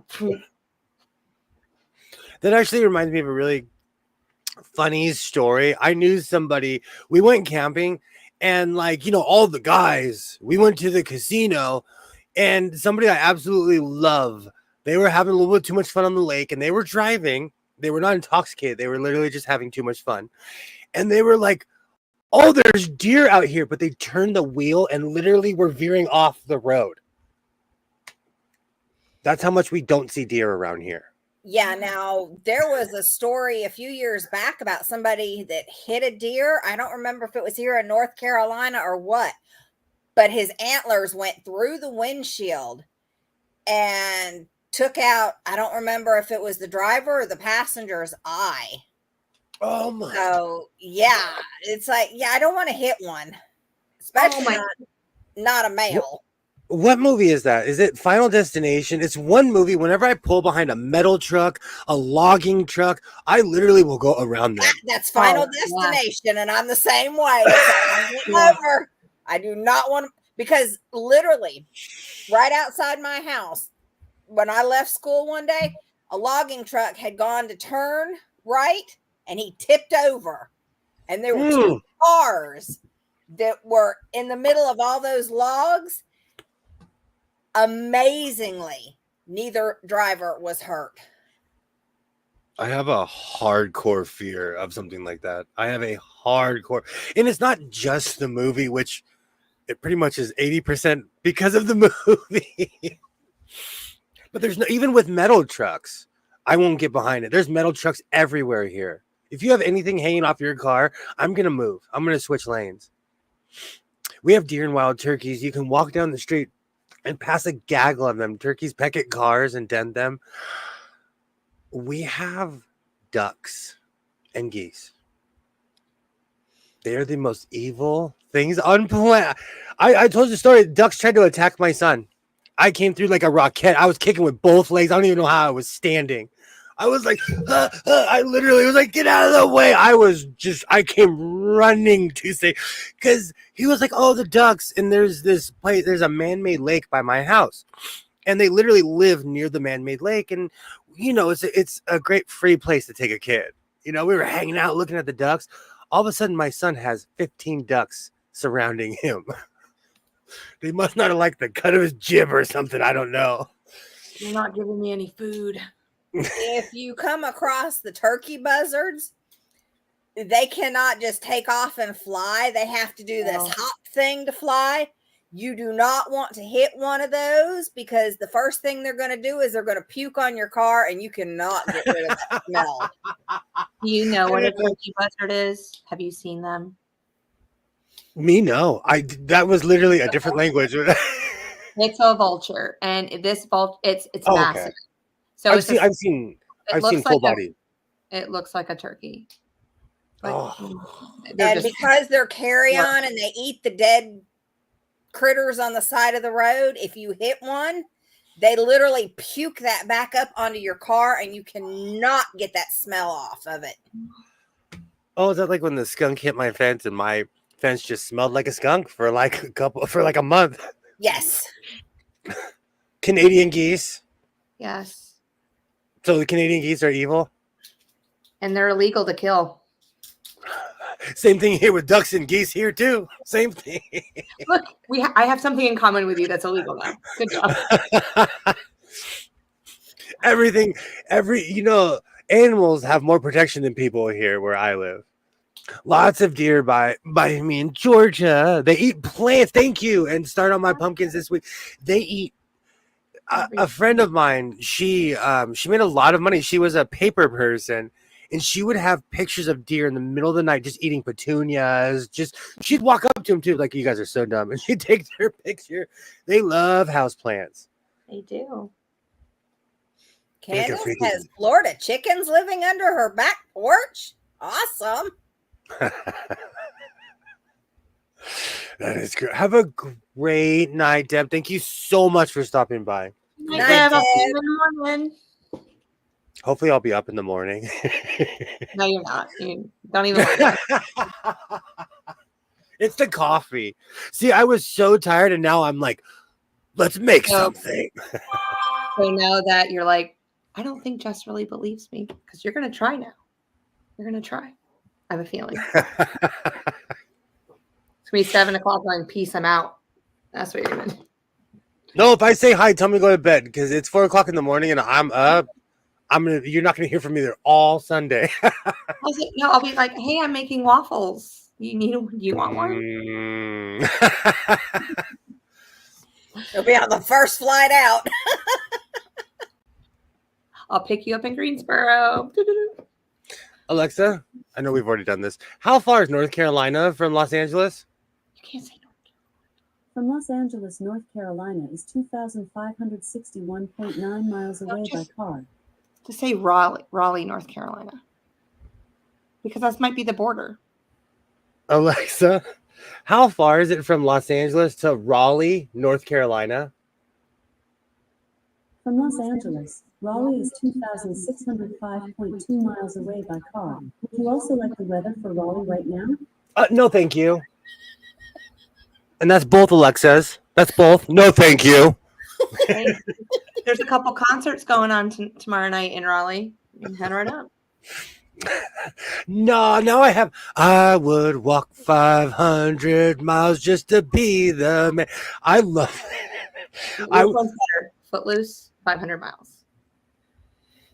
Ouch, you're making me. Those are family members. I can't say which one I like more. Check the will, you'll know. Check the will, you'll know which one I like. Are we in it? Are we in it? Oh, hey, Mona. Oh, Hello. I can't check it. We're not in it. Oh, Great to see you. Great to see you. Waffle. I just had stuffed waffles with chicken. That's I will eat Eggos with chicken fingers. I love waffles and chicken together. They go together like peas and carrots. Did you buy anything? I'm sorry, I missed you in the chat on my live. Yay. Thanks, my like answer. a Waffle House? Do they have those in California? Yeah, but not like, okay, so I'll tell you, the yellow Waffle House starts in Arizona. We do not have the yellow Waffle House where the entire staff knows how to fight. We do not have that. We don't have that, but I'm not kidding you. I've been from Santa Monica to Savannah, Georgia. From Arizona to Georgia, there's Waffle Houses everywhere that I've seen. For some reason, we don't have the yellow Waffle House here. Then how do you know when you're going to have bad weather? We have a bunch of wannabes. We don't. We have wannabe Waffle Houses compared to you guys. You need to I go mean, to if the Waffle House is closed, you better evacuate. Remember how much we were joking around about that night? Like, yeah. My looks has a Hindu accent. I love it. What's this? Oh, that's funny. I have switched mine around. I had mine had a British accent for a very long time. I like the British accent. I'm A male okay. British accent. That was my phone. It had a female British accent for a long time, then it switched to a dude. I feel like I had a fancy butler. Made me feel rich. Made me feel like 1980s rich. Like I had a butler or something. Kind of made me feel like Batman. Oh, where's your bat cave? You're living in it. Yay. I'm about to say I'm sitting. Are you kidding me? I could pop out with the bat cycle in 3 seconds. I'll just get some cardboard, put some cheesy wings on the side. 3 seconds. I could give you a bat cycle. You want a bat car? I'll just put a giant fin on my truck. Ready to go. Please. I want to see it. No. At this point, my neighbors wouldn't even flinch. I could go out there with an angle grinder at 10:30 at night. They'd be like, oh, that's William. He's making something. Oh, boy. Working on a land shark. Well, it's because I live in the actual neighborhood. We don't have an HOA here. We don't have we have unwritten rules. Like we don't park in front of each other's houses because Respect. all of us own more than one car because we're crazy. Californians are crazy. I'm one person and I have 5 vehicles at my house and I'm one person. One for every day of the week. Then the other, you bicycle. I on have, the other. I have 2 bikes and 3 cars. Okay. But to be fair, I have a non-operable truck in front of my house because I'm a stereotype. It's a TARDIS blue 1999 Ford F-150. I bought a dud and now it just sits in front of my house and I don't know what to do with it anymore. And I'm honest when people there's a lot wrong with it. And so I'm honest with people because everybody wants to buy my truck and I tell them it needs a new transmission. And because of where it sits, they literally have to completely move the motor. So it's a chore. So that was like one of the first vehicles that I drove because my stepfather had a red one and then he had like the little Ford Ranger. So I had that too that I could drive. And so, yeah, but he was in construction and things. So, it's like a rite of passage. Everyone needs the F-150. That's so funny. We are twins. We are absolutely twins. I just need to go away. Just people are going to get sick of hearing this from us. No, we need to hear this. We need to see how much we are alike. Because in a month or two, the vehicle I drove was like a 1970 something pickup truck that used to be my grandpa's. And my dad had bought it. No power steering, no power brakes. Was your first vehicle a manual stick shift?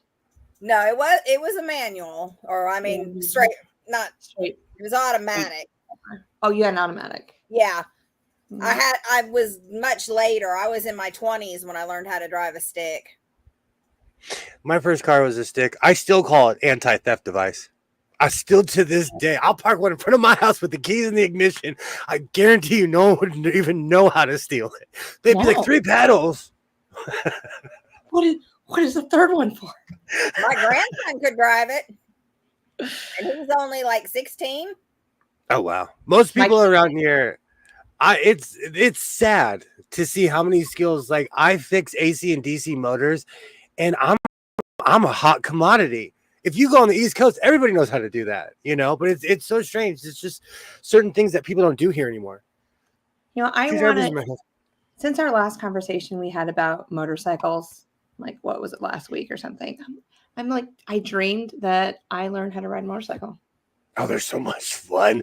Like people constantly talk about Oh, people talk about freedom.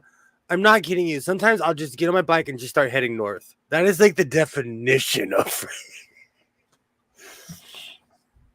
Maybe. It's fun. I'm biased though. I'm biased.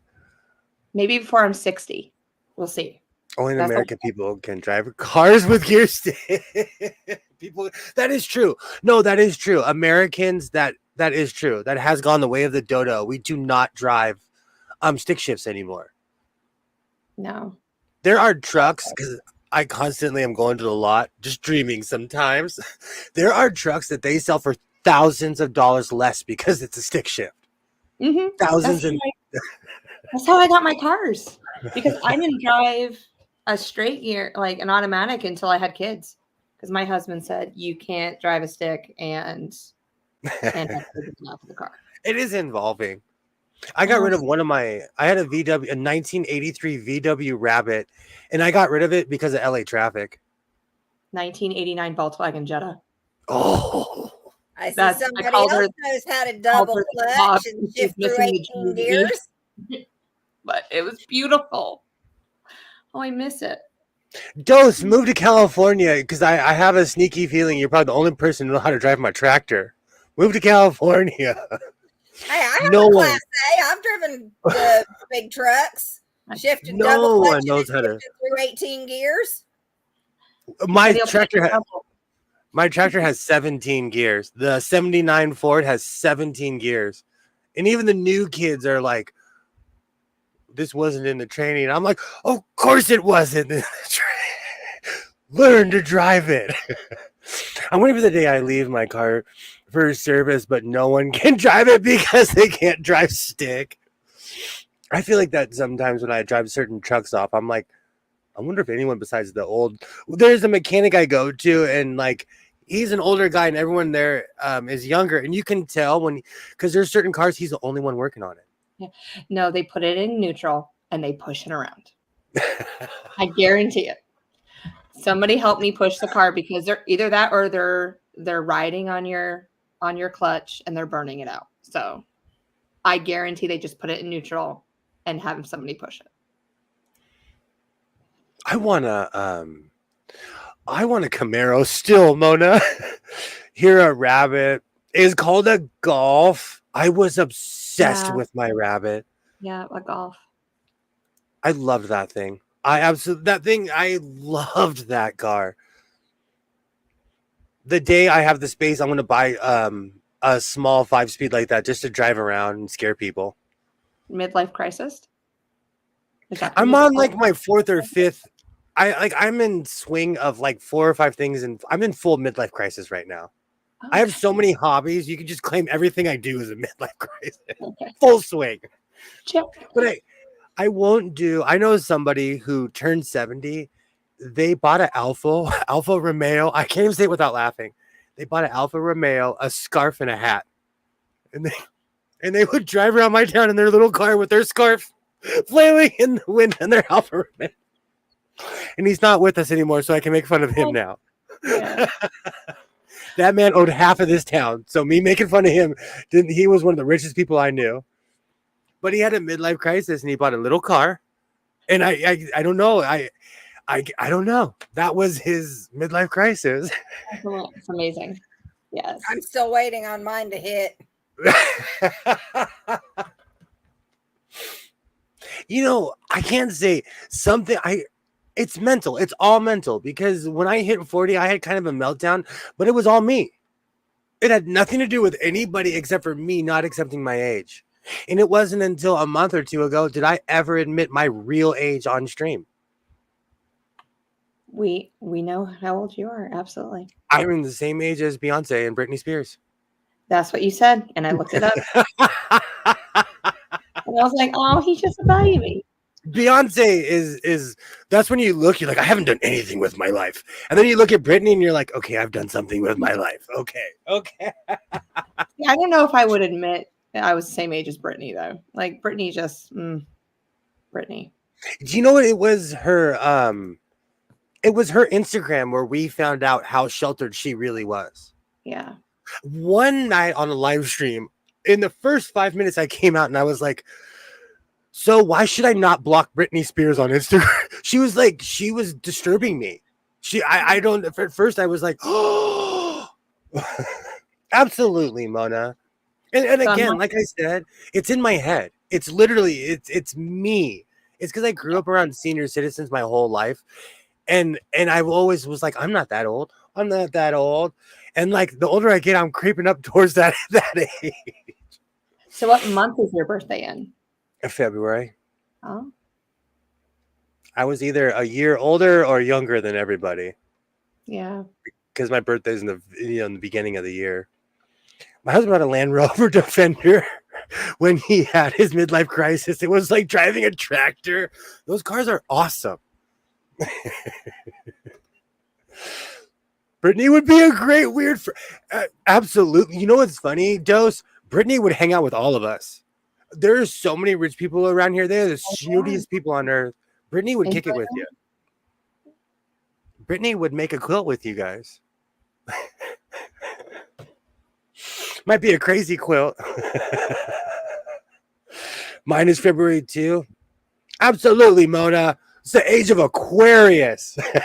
Oh, now I have that song stuck in my head. That's what I was just about to say. Aquarius. I love that song too.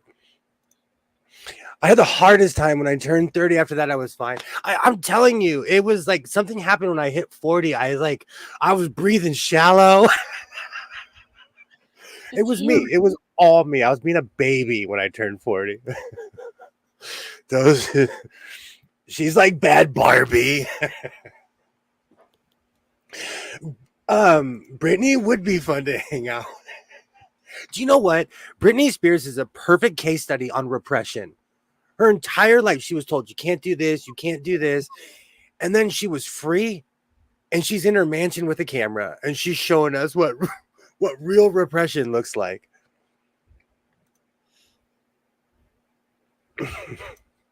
I always celebrate my birthday. I love because of my son. I really didn't celebrate holidays. I spent my entire 20s. I traveled throughout my entire 20s. So it wasn't even anything sad. I stopped celebrating holidays. Then when my son came around, Christmas was valid all of a sudden. All of a sudden, I'm making turkeys on Thanksgiving, And my son, still to this day, he's like, oh no, it's your birthday. You need cake. What he's saying is, it's your birthday. I want cake. So we get an ice cream cake every year. Carvel. Anybody? Is there a Carvel near you? No. Really? It's just like they have cookie crumbles at the bottom of the cake. Oh. Maybe in And the we all section. I don't know. I haven't We all- celebrated my birthday in years because to me it's just another day. I made my own birthday Same. cake this year. But were you happy about it, or was this like a I hate you all cake? What, for me? Yeah. Were you like? No, it was like 2 days after my birthday, and I was like, Oh, okay. where's my carrot cake? Like, I love carrot cake. And so I do too. I was I'll just even like, eat the stuff at the store that's wrapped. I love carrot cake. I will destroy some carrot no, cake. it has to be homemade. It has to be homemade. I don't like it just tastes fake to me from the store. I don't like the fake frosting. That's what I I'm think. not. For as bougie as I've been accused, I am non-bougie, and that's that's the thing. I'm addicted to fake frosting. I buy giant sugar cookies, and it literally has this much frosting on it. I'm addicted to the frosting. 33 was the worst for me. I just had my daughter and realized I would be 50 when she graduated high school. Absolutely. If it makes you feel any better, my father was in his 50s when I was in elementary school. No, yeah. When I was 9 years old. When I was 8, he was 50. So I totally get that. I celebrate every holiday week. That's me in American holidays. I'm like, oh no, we're barbecuing. We're barbecuing a whole cow today.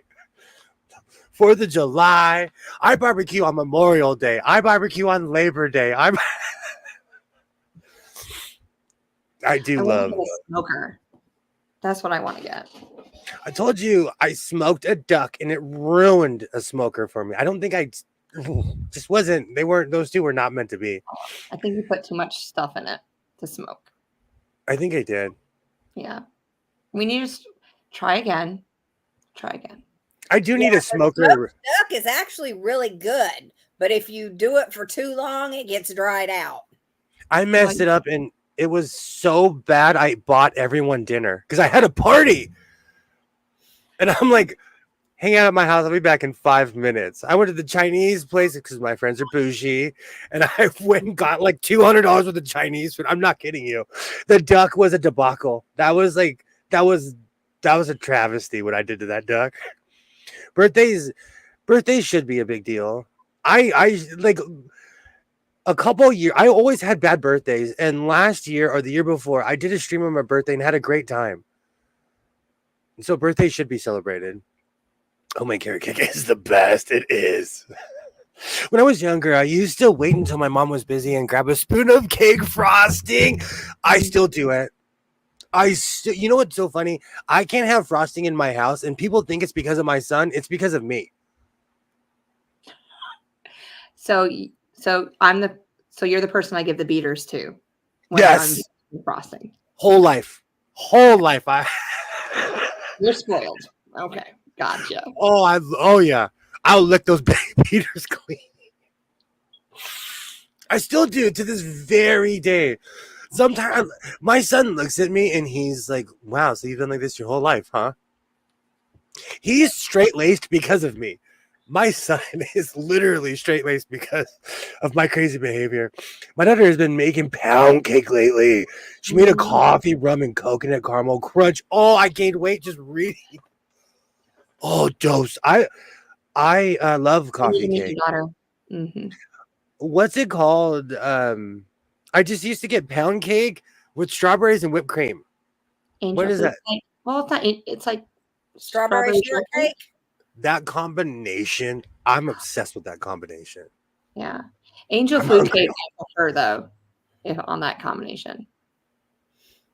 I hope you had more than one. No, I had to buy food for everybody. It was a debacle. That night, I learned a lesson. Cook an old favorite. Cook something that you know that's gonna. When you have that many people at your house, cook something that you know is gonna be reliable. I made a duck one Thanksgiving. Thank goodness I made lots of mashed potatoes. Now, when I cook duck, I put it in my I'll be right back. pot with some red wine, and I'll cook it for probably like 40 minutes in my Instapot, and it is it's amazing. I absolutely love it. It's delicious. Yeah, I'm going to have to get one tomorrow. The next week. Definitely, it's coming. But, oh man, you guys are making me hungry. Well, you know, Jess, if you go and get a smoker, I got the pecan wood for you. You just got to wait about a year for it to dry out in season. You're not too far from me. I can just drive up with a truck and get it. Right? Absolutely. We're going to have to surprise everyone and just go, look, I'm at Michelle's house. Oh, yes. I know this feeling. Do you know I start certain things in my kitchen and I'm like, I don't know if I have the other half of this ingredients. What am I doing? Or I'll start the oil and I'm like, oh, do I even have anything to fry?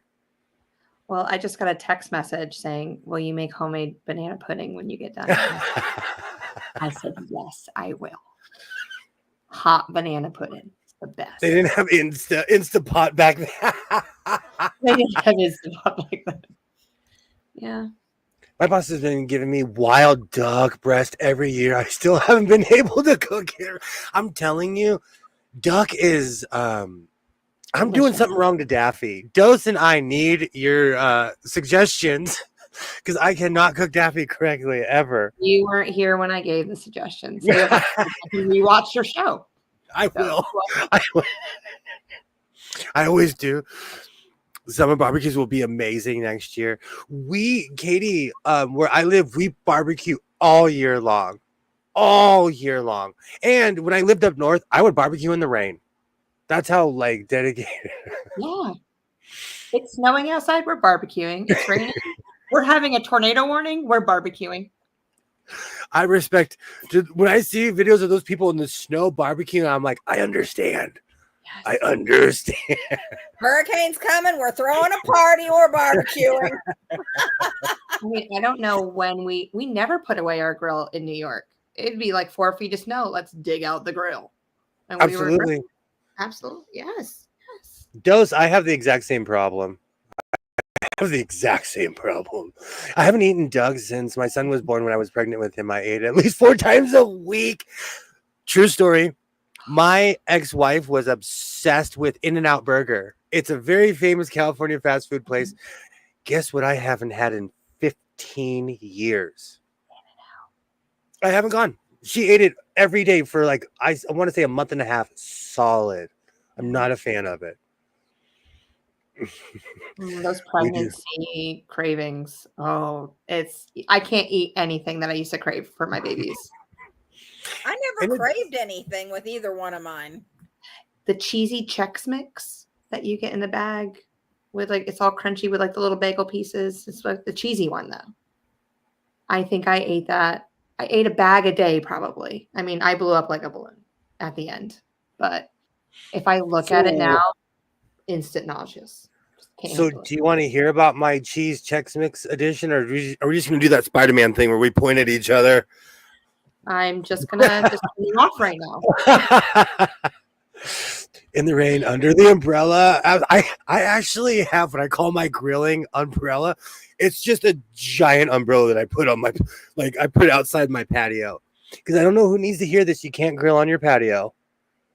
Carbon monoxide. What? Sorry. I guess I'm well, if you have a closed patio. If you have an open one, have at it. Who would grill in a closed patio? Don't answer that question. Don't answer that question. You'd be surprised. You'd be surprised. I grill here in Greenland year round. Absolutely. Absolutely. I know. I'm gonna make something spectacular after this. You guys, we're going to Mona's after we're driving. She's preheating the oven. She's getting us ready. She's not too far away. I'm just trying to think of the logistics. I guess I'd have to pick up Michelle first and then you, and then head back up towards Mona. Well, by the time that you fly in, I can have Michelle. She'll be at my house. Yeah. I just have to go down to Charlotte to get you. And then we'll go down to Charlotte to get you, and those will head straight up. Absolutely. I've never ate duck, rabbit, or lamb. I grew up near a ranch. I've had all the above. And I am not eating raw fish. Lamb shanks. Oh my word, you had me at lamb. Lamb reminds me of Christmas. My grandma would cook it every year. That smell reminds me of my grandmother's house. Wow. I love the smell of lamb. With my daughter, it was Italian sun blushed tomatoes by the tub. I would tell one of my grandkids to go to Greenland. I've been from Vancouver, Canada to Saskatoon. Canada is a beautiful place. I don't even know where Saskatoon is. Detroit. Basically, It's basically driving from Seattle to Detroit, basically. Sorry, I thought you were speaking another language for a second. Well, when you get to Canada, you basically yeah. To be fair, like on the West Coast, most like a lot of stuff is named after Spanish, like Spaniards and stuff, and on the East Coast, a lot of stuff's named after Native Americans. Absolutely. It just depends on where you live, you know. I work for 911. Lots of people. Oh wow! Yeah, I was about to say. Yeah. Now that's hilarious. Katie, you work for 911. If you were any closer, I would just give you a hug because you have to deal with crazy people all day. I feel like a lot of problems in society is people who think that like the police, the fire department, all these things are like their concierge. They're like, oh. Something went wrong. Let me call 911. I feel sorry for people, for 911 operators. How I'm much? bored. Yeah. Yeah. Like, Mm. how much of it is just people messing with you? I don't even eat any meat now. I only eat fish. Been 15 years. I don't know how you do it, girl. I'm a carnivore. I don't. Mhm. No, I never had a vegetarian phase. Every single person I've ever known had a vegetarian phase. That should be Lamb, illegal in California. well, this is the land of kale, and I figured it out. It's because we grow it here. That's why it's so readily available. I'm a meat and taters gal. See, now I'll have kale in my smoothies if I. I think it's the grossest thing on earth. Mm. And the only reason why is because it was a fad here. So everybody was like, "Oh, have my green drink. Here, try this green drink." And I'm like, "Get out of my face, you I healthy don't people." have green drinks. Those are gross. To me. It was I'll really eat kale chips if I make them, but other than that, I could care less about it. so You're these right, kale Brenda. chips that you speak of, are they fried? Oh, Michelle disappeared the second that I. Oh, it's always at the good part. It's always at the good part. Suspense, and then she's gone. She'll be See, back. kale is bad. See, kale is bad. We should not. It makes every day unique. I could imagine working for 911. I had a service job when I was younger, and I have a million stories. I couldn't imagine being around people in distress. I feel the same. Katie, where in Ireland do you live? I love lamb. Now I'm like, I'm gonna I wonder what time. Oh, it's still early. Grocery store's open for a while. I could do Mine's only closed. fit. When did you used to have stores that were open 24 hours? Yes. And then Prior. COVID. Yeah, exactly. Same here. I miss the old LA. You could have a whole life in the middle of the night and never interact with people. If I wanted to go grocery shopping, it was at 5:00 in the morning. Yay! Yay! she's back. StreamYard just crashed on me for some reason, but I'm back. I was just It was like, kale. It you're was in the kale. middle of the kale story. So now that you're back, I have a question for you. Are these kale chips fried? No, they're baked. Oh. You take the kale and you drizzle it with olive oil and salt and stick it in the oven and bake them till they're good and crispy. It's like seaweed when you can get the seaweed. Like that too. Yeah. You know what's so funny? When I think of seaweed, I'm literally thinking of standing in the ocean, like actual seaweed. Sorry, on the West Coast, we have rocky beaches and there's seaweed everywhere. I love how kale grows. I planted some of my. You would love California. That stuff is everywhere. Avocados and kale are cheap here, actually, because they're everywhere. Right, Donnell? Waiting in McDonald's drive-thru. Yes, I can't believe their ice cream machine is working. Oh my Lord, it's a miracle. Let's take another moment. I know, serious. I truly think it depends on where you live, though. The one by my house, I told them, get rid of your machine. I was really mad one day. Actually, you know what it is? I read somewhere that the company that services those machines purposely has them break down so that they can make more money to come service the machines. They're making a ton around here, and those machines are never working. Exactly. There's so many plastic parts inside those machines.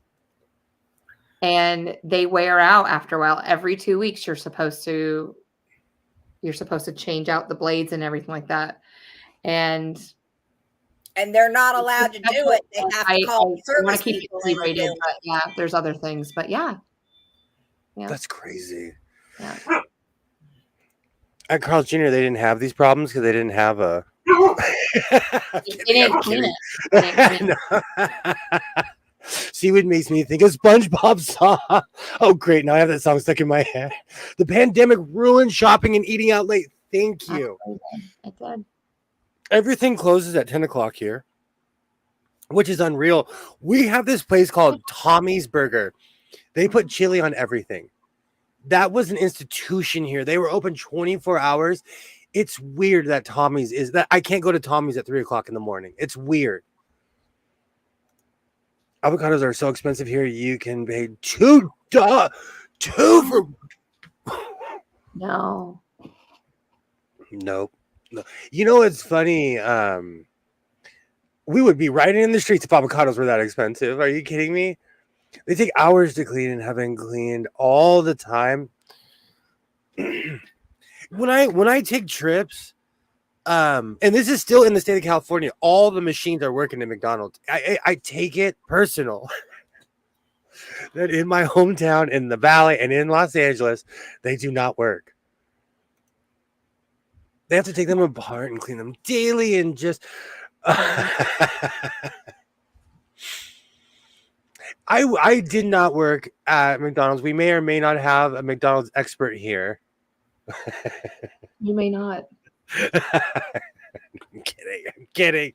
But I'm just saying, Is it bad that I could still go to McDonald's and do their inventory because I still have all the numbers in my head?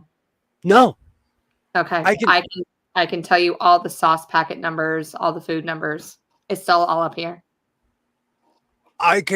I've recently, on my last trip to Vegas, I helped someone at Carl's Jr. because they got kind of stumped, and I was like, oh, just exit out, hit this, and this. And it's still the same system they had 20 years ago. It's still the same. Like 20 years ago. Yeah. And if you work at Carl's Jr. and you know the Ansel system, I love you. You are hardworking and you are a great person. My favorite shake from McDonald's, I call it the Grimmy shake, but it's the raspberry shake. Have you had the raspberry shake? My new addiction is Oreo shakes. It started with the Oreo coffee thing when I was in Vegas, and now wherever I go, I order Oreo shakes. I have Oreos in my house ever since. Vegas ruined me in many ways, and it was more because of my eating habits, because we don't have buffets here. They're gone. And even in Las Vegas, there's few and far between. You have to go to the older casinos, but it's still decadent, and their ice cream machines are working well. But ever shake, I go over here to Cookout and I get the peanut butter fudge. Oh, see, that sounds bomb too. It's hard for me to go out and eat. I first have to look at their health score. That's what I look at. And then because I could technically be a health inspector, like I have pretty much almost all the credentials for it. It's like I can scan a restaurant, and if I see one thing, I'm just like, I'm out. I'm done. We need you in Los Angeles because there are businesses open with D ratings on the door. No. My husband always picks on me and go, you just want people to be afraid of you. I just want to walk in and go, she's here. That's why I do not like going to our we had one of those buffet restaurants here, Golden Corral. And I swear to God, it was a new restaurant, but I swear to God, that carpet was just sticky and nasty. And I'm like, what the crap? You just opened up. No. Do you know, I cried when they closed Golden Corral in my town. I loved that place. Was it the rolls? Was it the rolls that hooked you in? It's always the bread. It's always the bread. Even we have. Do you have a Chili's by your house? Yes. Chili's baby back ribs. Baby back ribs. Yeah. They have this really bougie bread. It's just different types of bread. It's the brown bread with the. Love it. I love that stuff. And now Panera sells their bread in the store here. I know. I just ordered a thing of the sourdough. I may or may not be making sourdough in my kitchen right now. Oh, I can't keep the starter alive, so I have to buy it, and I'll slice it up and I'll make some toast. And I got my apple cider butter pulled out, ready to go. Your apple butter. I like this, But it's Zaza. making apple cider, so it's even better than regular apple butter. Yes, Zaza. Yes, yes. Mhm. If they can't keep the restrooms clean, who knows what they're keeping behind the counter clean? Mm-mm. And Katie with me, I one of the oldest business, well, not the oldest, one of the most consistent businesses in my town is the Dairy Queen. We will not let them close in my town. We will not let them close. Their machines work. I just want to go in one day and they flip the cup over and it just falls. Like, I worked at Arby's and Crystal's as a teenager. Loved running the drive-through. it's fine. I still, man, people. I still eat Arby's. People dog Arby's where I live. I love Arby's, even though their combos start at $14 here. I think it's one of the reasons people No one complain. needs to see the inside of my mouth. I'm like, why? But I go to the one in Baker, California. That's on the way to Vegas, and they're affordable and it's good. I like their fries. The fries are good. I going to Vegas. It reminded me how much I love Arby's. I just don't go because it's so expensive here. There was a weird thing in my town where everybody either worked at the Red Lobster or knew someone that did. I was so hardcore with their biscuits. I got the ingredients, and this was in like 1997. I was making those things at my house. Mm-hmm. I was addicted to those cheddar biscuits.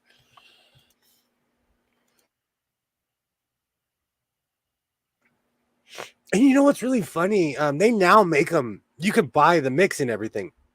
Yeah. It's not as fun when you. Exactly, it's not as fun when you make it by yourself. You make it from scratch, you know. Gosh, now I'm craving Red Lobster. I wonder if they had to have got rid of that place. I wonder if there's still one in my town. Weird. To Twitter. Let's find out. I'm kidding, not to Twitter, but to Google. I know they were closing a bunch of the Red Lobsters down. Saltine crackers, Mona, or the like Ritz crackers? That's gonna be my question of do you use the saltines for this? I'm addicted to. It's still open. I can't believe that. It's because it's by an amusement park. I can't believe that place is still open. I was gonna say I buy Red Lobster biscuit. I had a problem actually as a teenager. People would walk in my house, they'd be like, "Why are there not biscuits here?" Like I always had them fresh on the counter. Everyone gained 5 pounds when I went through that phase. Oh, they are the best. Oh. They should just you should be able to all the local movie theaters are geniuses because you can walk in, buy popcorn, and leave. Yeah. You should be able to do that at Red Lobster. I think you can. I think you can just buy the biscuit. But all of them are closing around us. Have a great night, Donnell. Thank you so much for stopping by. Night, Donnell. I'll see you tomorrow. I hope Loki's okay. Which they sell in the freezer section. I did. I had a big Red Lobster problem for a while. I was addicted to their biscuits. But I could even say that about Olive Garden. All they do is put olive oil on fresh bread. Mm-hmm. It's literally all they do, and it's the greatest thing on planet Earth. We still have a few here, and they sell the box mix in every store. That's cheating, though. Man, when I was a kid, I had to figure it out, aka ask people who worked there. That's really what it comes. You know, back in the day, in the encyclopedia day, we had to look things up. Yes. With dial-up internet. Do you know, I was talking about chat rooms the other day, and it made me feel like I was like Methuselah. It just made me feel like I was 150 years old. But to me, that's like last week. Yeah. Early 2000s. There's someone. Oh, yeah. There's someone I'm still friends with that I met online in 1997. So, and we were. You ready for my story?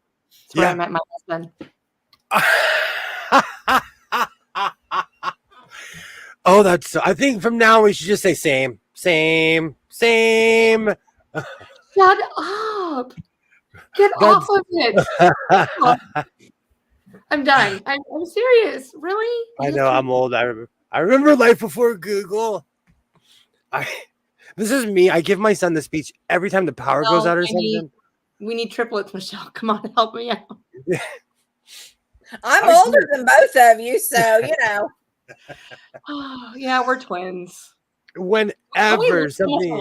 I mean, This is me every time the power goes out, and my son's like, "What are we gonna do?" I'm like, "Come here, child. Let me tell you how life was like before the internet, when we actually had to interact with each other."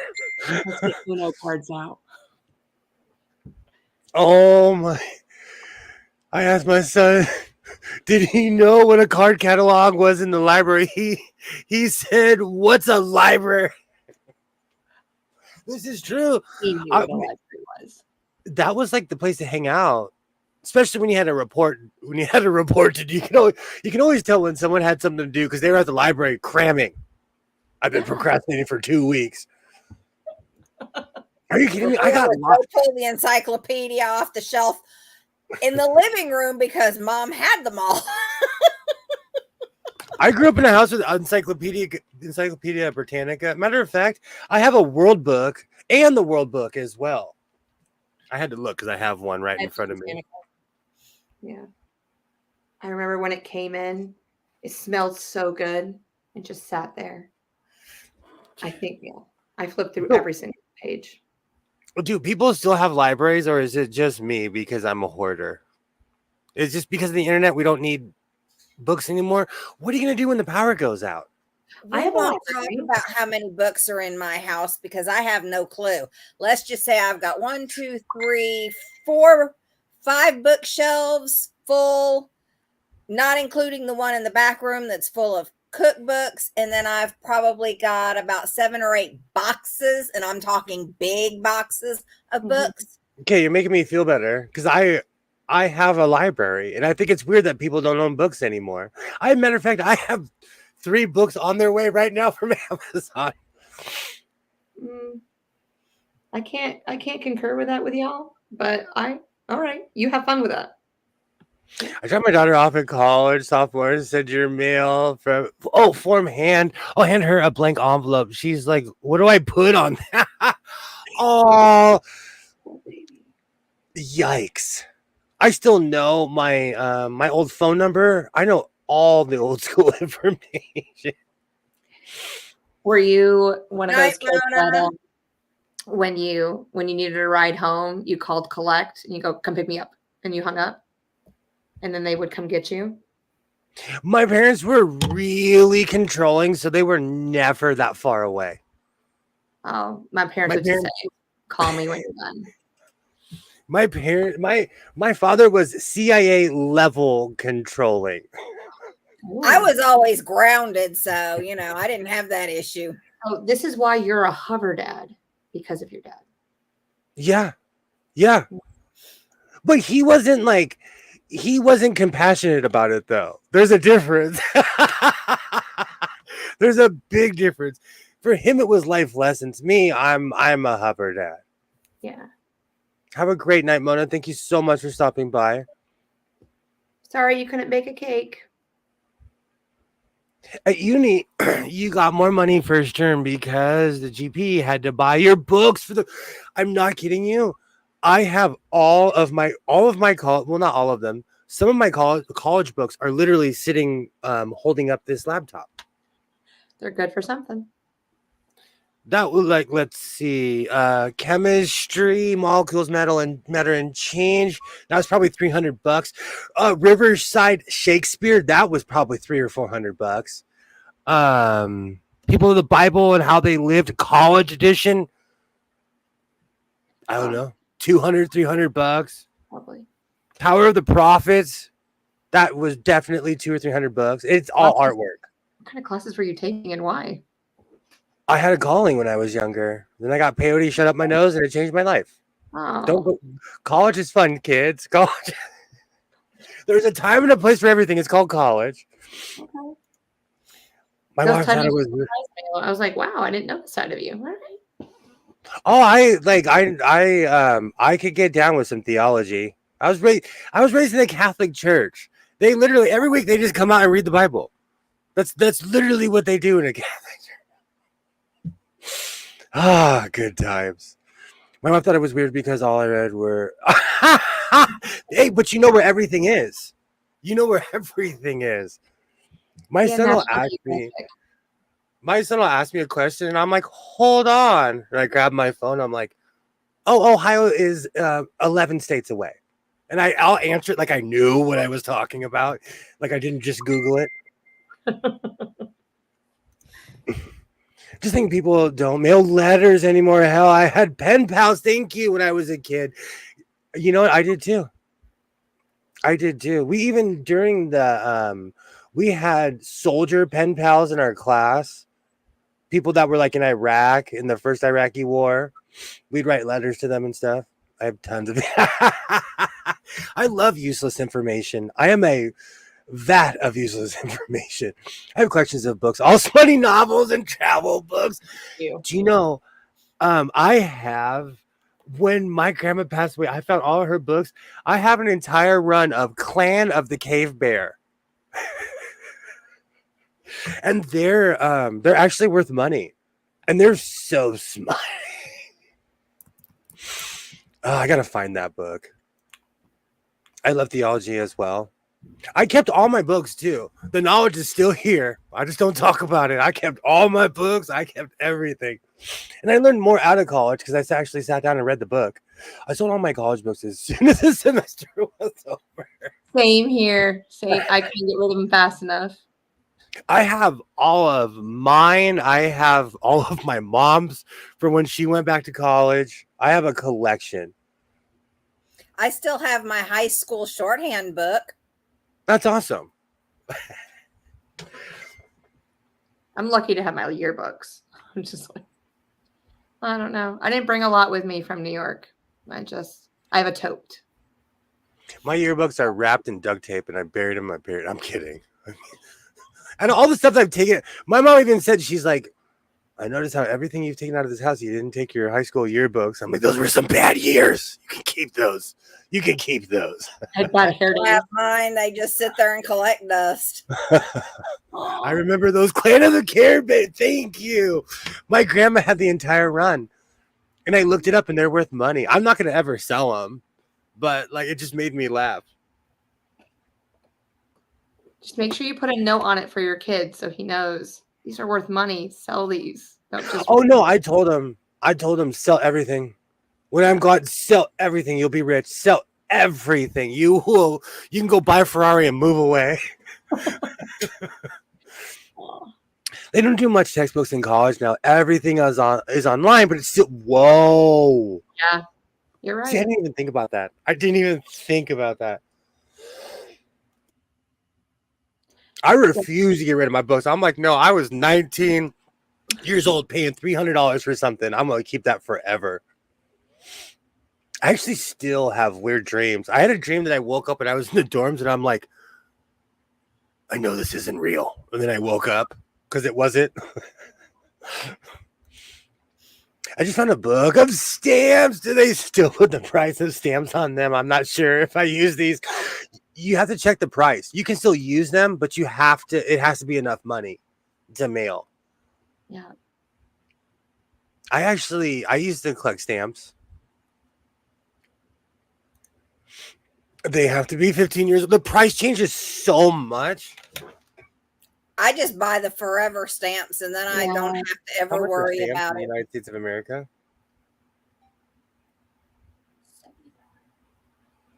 73 cents. Oh, I What said is- 7. I was close. 75. Yeah. We should be in the streets rioting.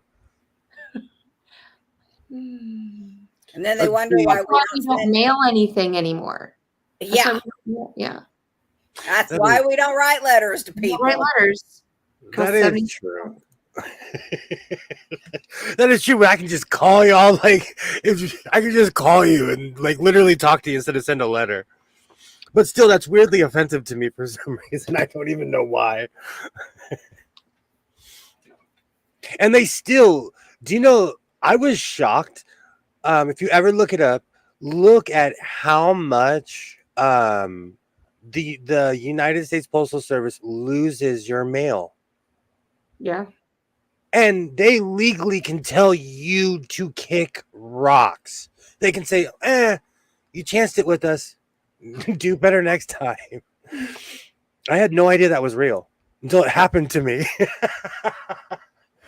I mailed someone, like, I paid all these fees for certified mail and everything, and it never arrived. And they were like, we lost it. There's nothing you can do. And they emphasized there's nothing you can do. And I'm like, but I paid $40 to get something to Florida overnight. We don't care. Never had that experience. I didn't know that was real. And then I looked it up. They can legally tell you, so sad, too bad. I have a repeat dream. I'm in high school and I was told I didn't have enough credits to graduate. I was ready to tell my parents. And then my current brain said, it happens to me too. Don't sweat. I have the same dream. I have weird dreams like that.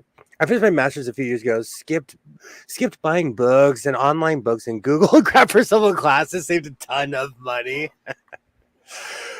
Amazon won't be delivering mail. Oh, don't dose. You're going to make me cry. They're so inconsistent. I hope they don't take that over. From what I understand, the contract or whatever for the post office and Amazon with the deliveries is supposed to be ending, and Amazon's supposed to be delivering their own packages before long. Well, we shall see. Oh, the world's going to change, and it's going to be something else for me to complain about. You know, I didn't even notice. We've almost been going for 3 hours. I have not done a stream this long in a long time. Because we're having fun. Yes, they would have our mail. I don't believe it. I order so much on Amazon. You guys don't want to know how I feel about Amazon. If we weren't locked like this, I would have an opinion. Well, it's like their 2 days shipping, or delivery is not 2 days anymore either. Drives me. They used to be so reliable. We're going to triggered. I'm officially triggered. They used to be so reliable, and now they're not. Well, I have it set up that all my deliveries are on Fridays. That's smart. So whatever I buy throughout the week, it'll be there on Friday. As long as it's not on the Thursday, then I have to kind of wait the next week unless I change it. But everything gets delivered on Friday. I need to start doing that because I'm gonna need heart pills. I'm gonna need heart pills hanging out with Amazon. It's 50-50 here, Zaza. It is. There's certain items I order, they're knocking on my door as the bill's being paid. And there's other things. I'm not kidding you. I had a hat show up 8 months later. There was something else. I have to go back and watch that stream because I ordered so much. Last year, there was something I ordered. It came to my house 9 months later. Wow. It must be just a California thing. It just showed up on my, blah, blah, blah is going to be delivered. And I'm like, when did I order that? And it looks, and it's like December of 2023 is when you ordered. And I'm like, what? How did you forget it, though? I think it's also where I live. I live I don't know. I live in a really weird area. I live next to a major mail hub too. It's weird. So they always deliver our mail last because they're all going back to their factory. You know what I'm saying? It's really weird where I live. I live by 2 distribution centers and things come the next day. I wish. Some of Amazon's orders come from China. Yeah, that does. I ordered 2 hats. I'm not kidding you. I can't cancel it. They're not allowing me to cancel it. I'm so impatient. I'm like, this wasn't an impulse buy, and now I don't want it anymore. Now it's coming to my house. Yeah, I think Charlotte's the closest distribution center to me, so 60 miles away. So everything goes through either UPS or the mail or something. Yeah. I forgot I ordered that patch. It's all pineapple related.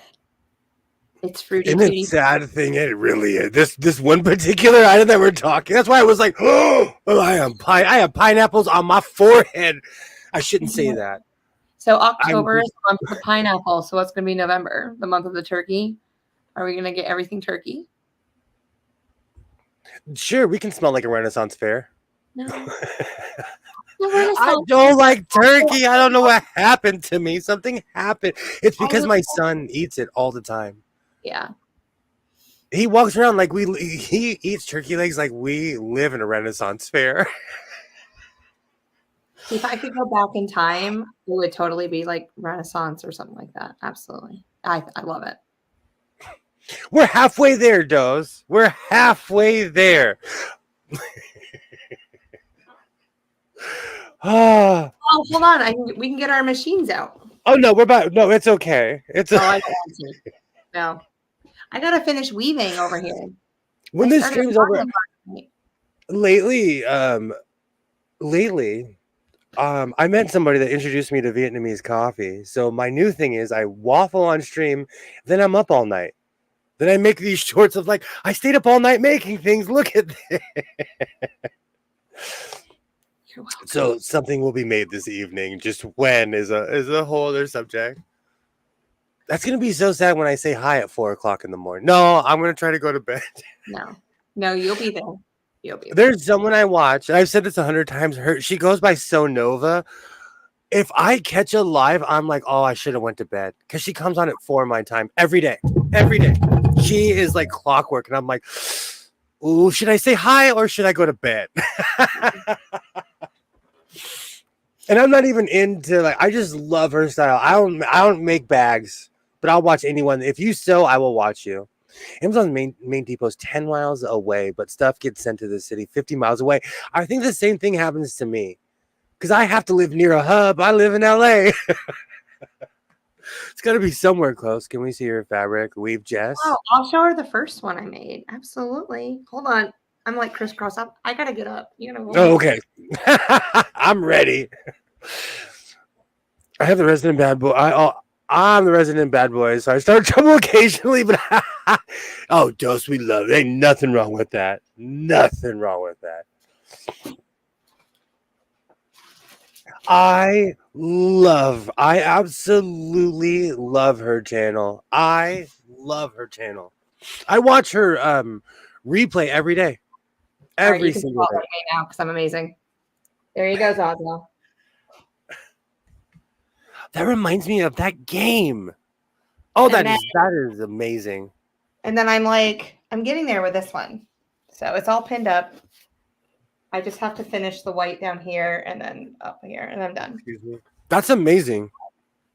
It's of course. That is absolutely amazing. So the next time I see you, I'm hoping, I can't even speak at the moment. You're gonna take your tweed, you're gonna get 3 different fabrics, and you're gonna start weaving too. You gotta do something with that tweed. I'm down. I'm down. Because I do have an entire tweed wardrobe. Like I live in London in 1945. I have an entire tweed wardrobe. See, and then I can help you with the weave as much as I can, and then you can help me because I want to make a jacket. I actually made a quilting jacket. It was so much fun. And people were like, wow. And I was like, yep. Every once in a while, I actually know how to sew. Every once in a while, it comes together. Mr. Domestic, absolutely. But I won't even lie. I used a huge blocks. You're so Huge. But I'm gonna make Zaza. I'm making a bag out of that. So that's why I'm making 2 sides, so that I can just. It's gonna be beautiful. I can't wait. I just gotta figure out my lining. But I wanted to start making like JanSport style backpacks, but then I got intimidated because I watch bag makers. But I always say, when someone makes something look easy online, they have 20 years experience. mm-hmm. I have to remind myself of that too all the time. Like whenever someone says, "Oh, this is easy," it's because they've done it 100,000 times. See, that's one word I'll never say on any of my channels, or even in my classroom. The E word is not allowed because I don't think it's easy for everyone. I just found my mom's sewing machine. Not sure if it works because the top is missing. The brand is Montgomery Ward. Would it be worth trying to fix it? What part? Like when you say the top is missing, do you mean the entire top plate? Because if the entire top plate is missing, you depending on what machine it is, it'll be hard to find a top for it. Depending on what kind of machine it is. But either way, just get some 3-in-1, put it at every pivot point, and I guarantee you that machine will fire right up, especially if it's metal. And even if it's metal and plastic, it should fire right up. Absolutely. Oh, now I'm intrigued, Dose. I'm intrigued. I started bag making during the pandemic. I love it. That's something I actually wanted to get into. And my son, I was thinking about making a bag too because he bought this bag in a thrift store. He looks like he's like Polly from The Sopranos. He has this big body bag he's carrying around. Even his coach was like, that doesn't look good. You look like you and your father look like gangsters every time you come out because he's just flopping the bag in the back of my car. The bag it's human sized too because he has all the MMA. We are toughies around here, so I think I'm gonna make him a less body baggish bag, or like he needs like a 4-foot strap or something. I don't know. It just looks bad. What sports does he play? He does MMA, Okay. but MMA is a combination, so. One day he'll be wearing the gi, which is like the full outfit, Then they go full pads. He has helmet, leg guards, like MMA is they guard all the important parts. And it's a lot of gear. How big his bag needed to be. But yeah. It's huge. It's a body so bag. Oh, he gets so offended when I say because to me it's all karate. And I'm like, oh, you have karate class. He's like, it's not karate. But to me, they're doing karate. But of course, I'm the layman. I have no idea what I'm talking about. He can take you down. Thank you. I managed to fit inside my nephew's hockey bag. They're huge. Exactly. I bet I could fit in his MMA bag. That's how big it is. Oh, I think I'm going to make him a strap. He asked, because I fixed his bag, because we're thrifters. And I told him, I'm like, dude, this one needs work. And he's like, you know how to sew. And I said, what are you going to do when I'm not around, huh? What are you? But the truth is, I would do the same thing to my dad. I'd be like, you know how to sew. So we're going to buy this.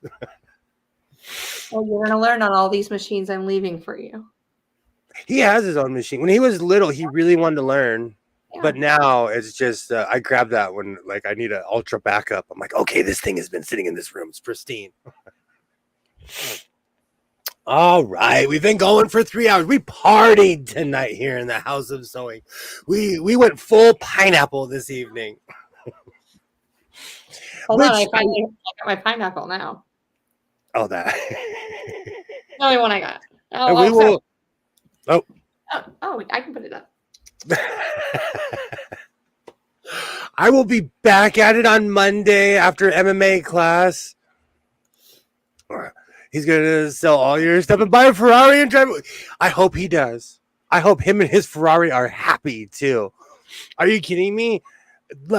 I'm a hoarder. My father was a hoarder, so I knew what I was getting into. My grandmother was a hoarder. I knew what I was getting into. My son isn't, so You see the tendencies following. Okay. Tonight I know we did keep it above board. Thank you. But I came in hungry, the other hungry, so we were just talking about food. Just talking. Now I have hungry like the wolf. You were singing that the other day. I'm stuck in a certain era. I want to thank you, Michelle. As always, thank you for being here. Jessica, thank you so much for being on.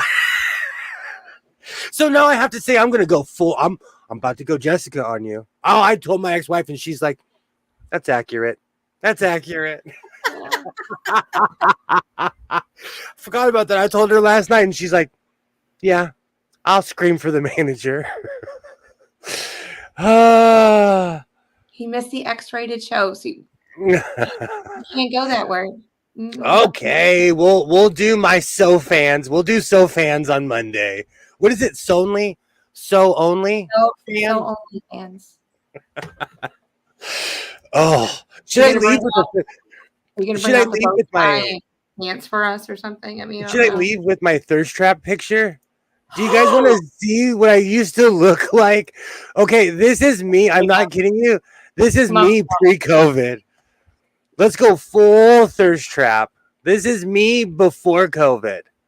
Oh, I miss that kid. Oh, I miss that kid. I know that guy. I swallowed that guy. I'm wearing that guy as a suit right now. I'm two of that guy. Oh, I missed 1 week and y'all go. There you go. We'll end it on a thirst trap. This is what I looked like before cake and chili fries. Hungry like the wolf. He's foreshadowing Monday night, y'all. Oh, I almost removed myself. I look like him from the side.